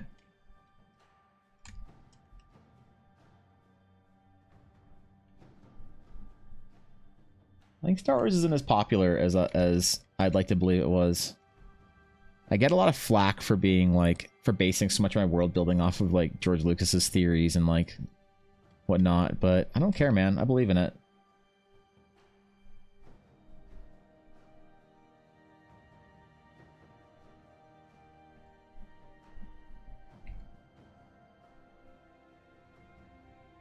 I don't think that you like make something that turns into a cultural icon so quickly and easily without having some knowledge of what the fuck you're doing. It's like if you aren't looking at like if you're trying to make like write a cool story, you're not looking at like Lucas and Tolkien and Rowling, like authors that did stuff in the fantasy realm or science fiction realm that like really changed the game. I think you're kind of throwing a little bit, you know. More popular than it's ever been. I think it is, yeah, but there's still, but I still get a lot of flack for that.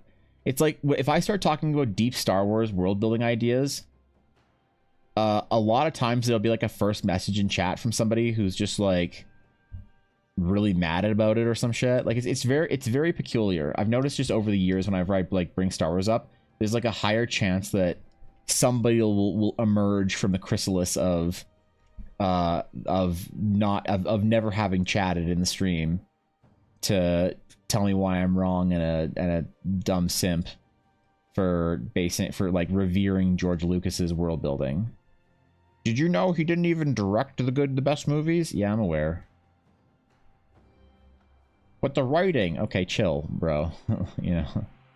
But Jar Jar, okay, you're having an aneurysm. Calm down.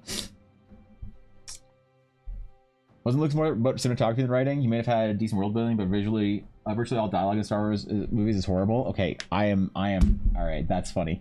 So the thing is that the world building of Star Wars and the storytelling, the whole point that I try and make is that that's actually hilarious. Is that the way he built his stories? He built it based off of old mythology. So the dialogue is supposed to be accessible to children. Right, that's the whole point of it. The dialogue is supposed to be accessible to children, and you can make an argument for, well, that doesn't excuse bad dialogue. I think if you look at it under a different lens, you can forgive a lot of it, especially in the prequels. A lot of times people hate the dialogue in the movies. It's like really, you know, it's like a technicality almost, but it doesn't sort of like discount the essence of it.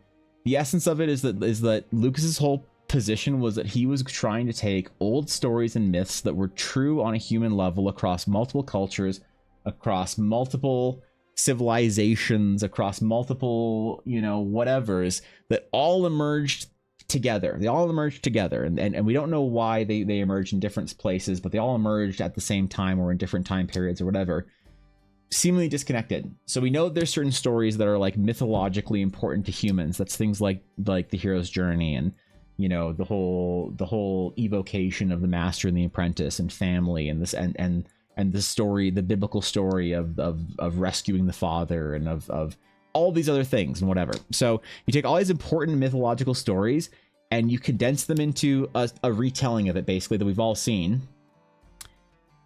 And then what you do is you put a cool, like, skin on top of it, like some Flash Gordon science fiction shit. You know? You slap it on, and then you make it accessible to kids. And that's the genius of Star Wars.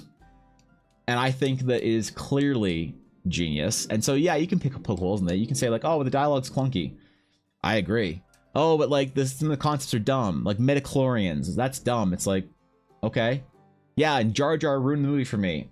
All right. And you know, the siblings, like, you can have all these problems with it on a technical level, but it's like, take the authors that get the those technicalities right. And where are they now next to Star Wars? I think that's an important thing to consider, at least to not discount the George Lucas's writing. When I speak of writing, I'm not talking about writing as in like, yeah, he's a master writer, basically, because he's writing a story, he's telling a story. The writing, I think people sometimes get too bogged down in the current sort of iteration of the term writing. I think when people refer to writing, especially in movies, they talk about writing as so far as dialogue, the actual things that people say, the dramatic ways that, you know, that characters orally communicate their lines. But I think that is missing a whole bunch of the idea of the writing of the movies that I'm trying to cite. So when I say that Star Wars has the best writing in a lot of ways, or that Lucas as a writer, not that Star Wars has the best writing, I always say that Lucas as a writer is extremely well accomplished, in the same way that Rowling and Tolkien are. I'm not talking about dialogue. I don't give a shit about dialogue. I'm talking about world building, about concepts, about storytelling, a whole lot more than just the simple writing of the movie. But yeah, I mean, cinematography was his main passion with Star Wars, 100%, and it showed. Like the movie was at the time, especially, was completely unique for its cinematography. But that's what I mean, man. People don't like Star Wars. As soon as I talk about Lucas, there's always like a protest, which is fine. I just think a lot of people miss the core component of why Star Wars is so famous, because they're mad at Star Wars for some reason or whatever. So, firm grip on strong and a strong grip are two different things. The former is what we're talking about. The latter is mainly brawn behind the grip. Yeah, it's interesting. It's an interesting way of separating it or whatever. No, I think that if you're like a modern writer and you're trying to do something like important writing, you want to like make a difference and like make writing that the people actually care about, like after you're gone, something that changes culture. I think it's foolish to not look at George Lucas in the same way you would look at J.K. Rowling and J.R.R. Tolkien and George R.R. Martin. Like, you take all these amazing like writers that like made a splash and like their work is like known and loved. And I think that to not put Lucas in there is like kind of a mistake. But that's my opinion, man. And I feel strongly about it enough that I'm willing to sort of like use as my direction and like as an idea that I'm committed to for my own world building, for my own writing, for my own storytelling.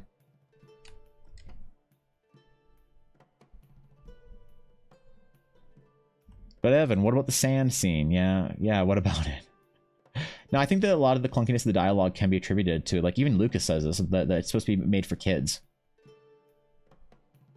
So we always tried to make it, like, accessible for children, and I think that's interesting.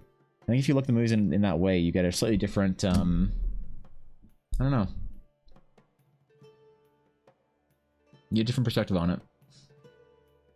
But I agree, I think it's true in all kinds of fencing, when you have longsword ahead. Wait, what? Are we talking about longswords and shit in Star Wars? Okay, my bad. My bad. I'm not that versed on fencing, alright? Relax. I stopped fencing when I was a teenager. Leave me alone. I had better things to do, like play World of fucking Warcraft. Let's go, dude.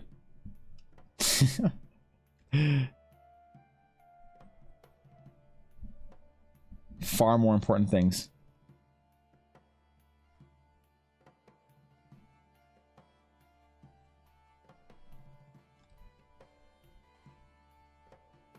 All right, we're not gonna really define what this maybe we do a fill layer. Let's do a light fill layer for this entire thing. That'll make it feel better, I think, for me. Then it's not like bright white like the clouds on the design on the cloak is, or the tunic is.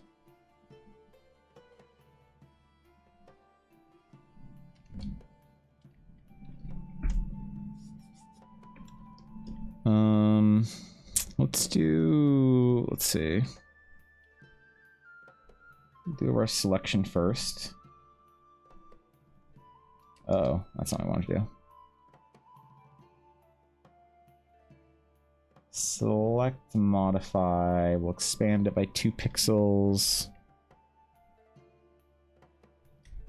And we'll repair our selection, because that's not what we want.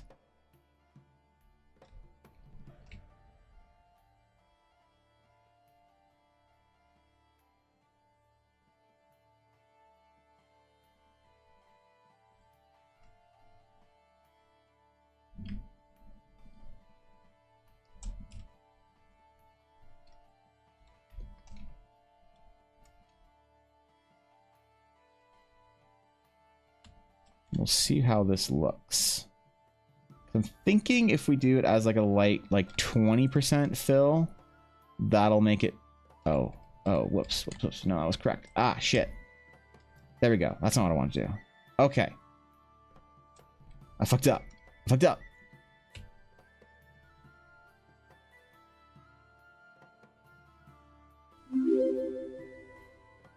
Evening, fellow nerds. Alright, yeah, what's up, Meegs? How you doing, bro? What's going on?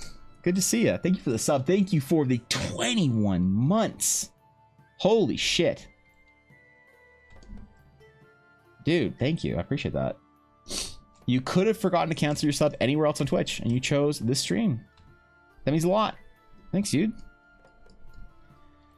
Likewise, good evening to you. Hope whatever you're doing today was productive. I'm certainly on a productive day.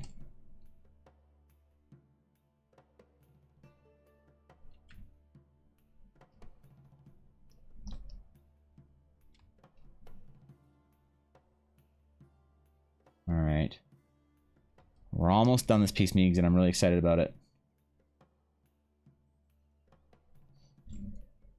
Looking at any old myth, they're not written well. It's mostly prose. This happened. The hero said, damn, help gods. So the gods gave him a sword. That was like what Luke was using a reference. Yeah, I think that almost, and tell me if you guys think this is wrong, but here's kind of my take on it. I feel like good dialogue in a movie is in some ways kind of like graphics in a video game. Sure, it's great, but it's not the only thing that matters. You know? Like, I don't know, maybe that's not a great take. But it's like, it's not important if it's not good, you know? Oh, wait, this needs to be lighter than that. This needs to be like a fill, like 15%. Fill 15. That'll make the actual... Oh, perfect. Okay. What we'll do is we'll make the 30 more like 35%. Okay. As long as it's a little bit different than the back or the cloak. Discernibly so, then that's fine. Having a real man flu thing going on. I'm sick as a dog. Damn, I'm sorry to hear that, bro. Well, hope you feel better soon. I think it's valid. There's lots of authors who are capable of writing incredibly high levels, particularly academic or scientific journal levels, but it doesn't do much if the audience struggles to understand the content. Yeah, and it's like, I think that like as long as you kind of get what's going on and it's not obviously interrupting. Like, you know, like what I think that is interrupting dialogue is like, I think the new Star Wars films have like interrupting dialogue or like jarring dialogue. You know, and like if you compare it with like the new Star Wars films with the original trilogy versus the sequels, there's things that kind of jar you out of the world a little bit. And the reference that I always bring up is Finn's dialogue when he's talking to Rey about like, yo, you got a boyfriend? You telling me you got a boyfriend or what? Like someone special back home? And for me, that kind of was like, didn't feel, it just like, it pulled me out a little bit in a weird way. I was like, oh, that's weird. I don't feel like I'm watching something that is like timeless or whatever that happened a long time ago in a galaxy far, far away. I feel like that's a little more modern. It takes too much of our like modern speech and puts it into Star Wars. Like the term, there's something about the term boyfriend that doesn't quite resonate with me all that well in Star Wars. It doesn't belong in a fantasy or science fiction universe in a lot of ways. But like clunky dialogue that doesn't jar you out of the experience, which is debatable. It's a spectrum for everybody. I think it's different, you know? Princess Bride is silly dialogue, but it's all physical comedy and sentimental close-ups and old school fights. I don't remember Princess Bride all that well. I was never a huge fan of that movie, so I can't quote it or like recall it all that well. Or reference it as far as like how it was as a movie. Not because I thought it was bad or anything, but just because one of my friends was obsessed with it. It was really annoying. That's all it was, man.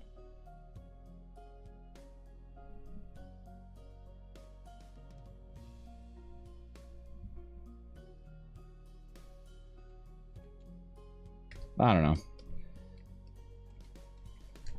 We'll see at the end of my career if I was right about any of my like theories on writing and Star Wars and all this shit. But yeah, it's not popular. It's not popular to say you like. It's not popular to sort of revere and exalt Star Wars. People might like it, but there's a lot of people out there who find it quite ridiculous. Just fine.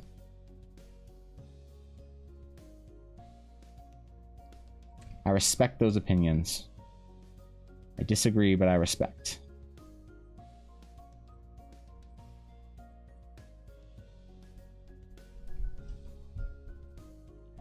I respect people that have actual opinions, like actual criticisms.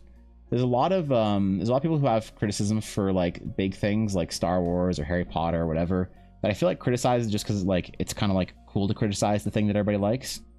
Makes you feel like seem elevated in some way. It's like the wine taster that isn't impressed by anything. When a wine gets delivered to a table, it's like an expensive old wine, and everyone's like, "Oh, this is delicious," but then the wine experts just like, "Puh, this is trash." You think like, "Wow, how sophisticated is this person?" The same thing happens with art all the time. So I respect when people have actual opinions about it.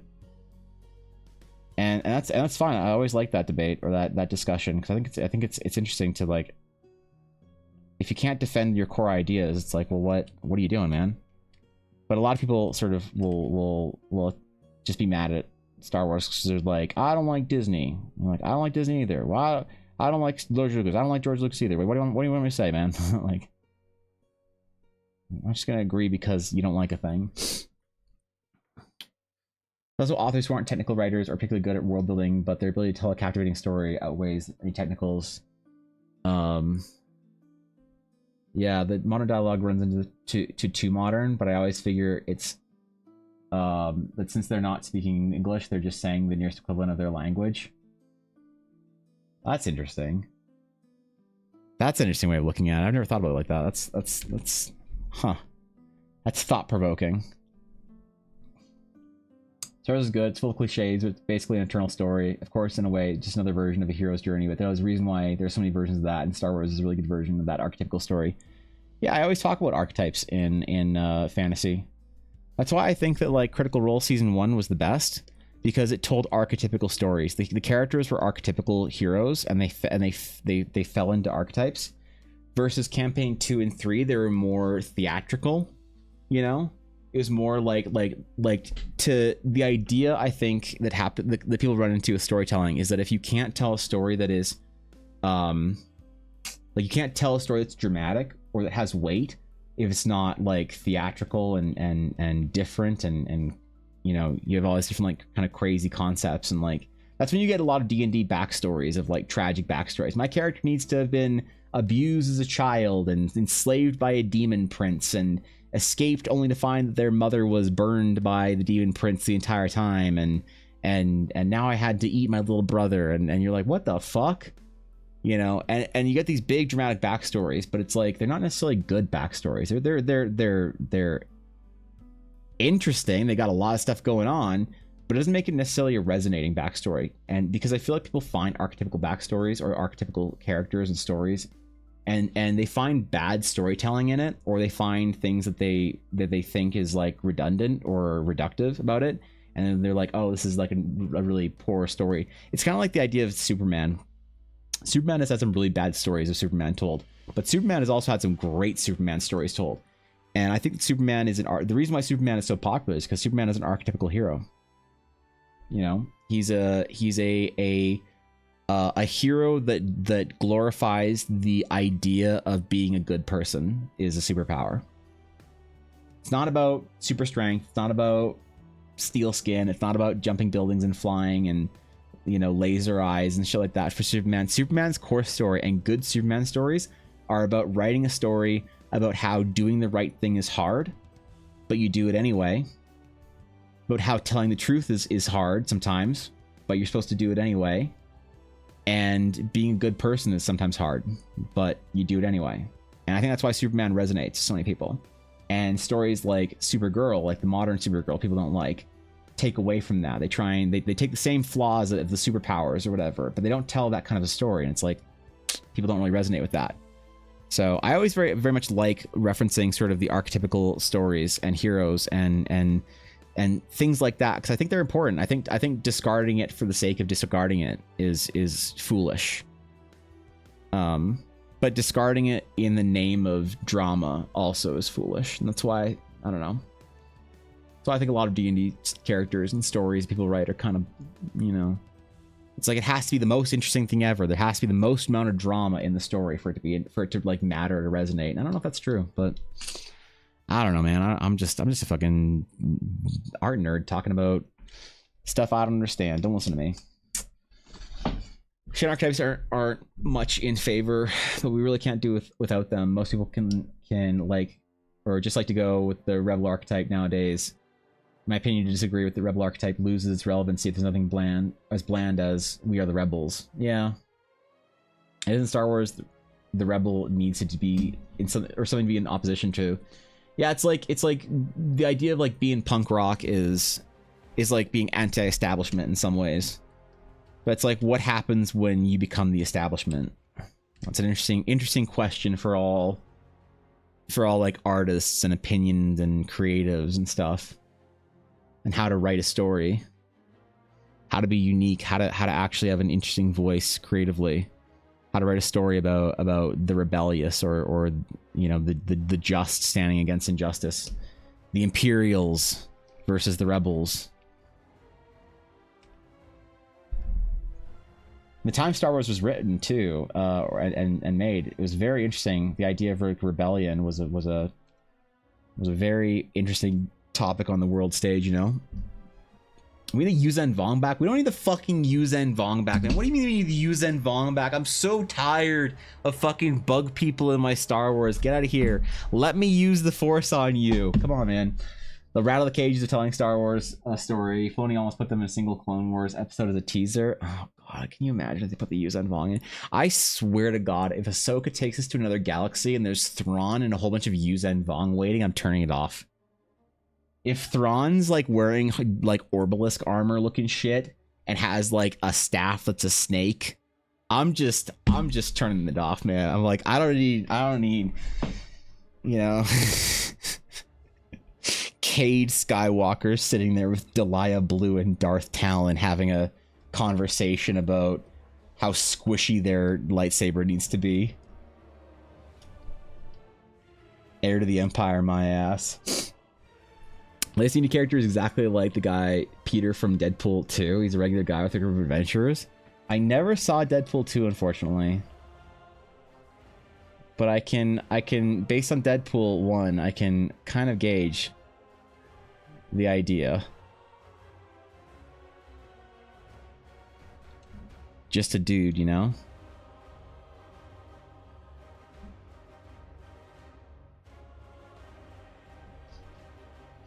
All right, I have to bounce a little bit early. I said before 2 today, so it's 1:45. It's only power. It's like diabetes. Jesus. All right, cool. So damn it, we almost got the whole cloak finished. Okay, well, I don't know if we'll finish this piece off tomorrow or if we'll do requests. One of the two is going to happen because I'm not going to be live on Friday. I'm going to be going to Edmonton with Ella. And apparently, I'm not even going to be able to go to the Edmonton Expo. I am going to have to sit at home at the hotel watching Yuna for 3 days in a hotel. She is going to go crazy.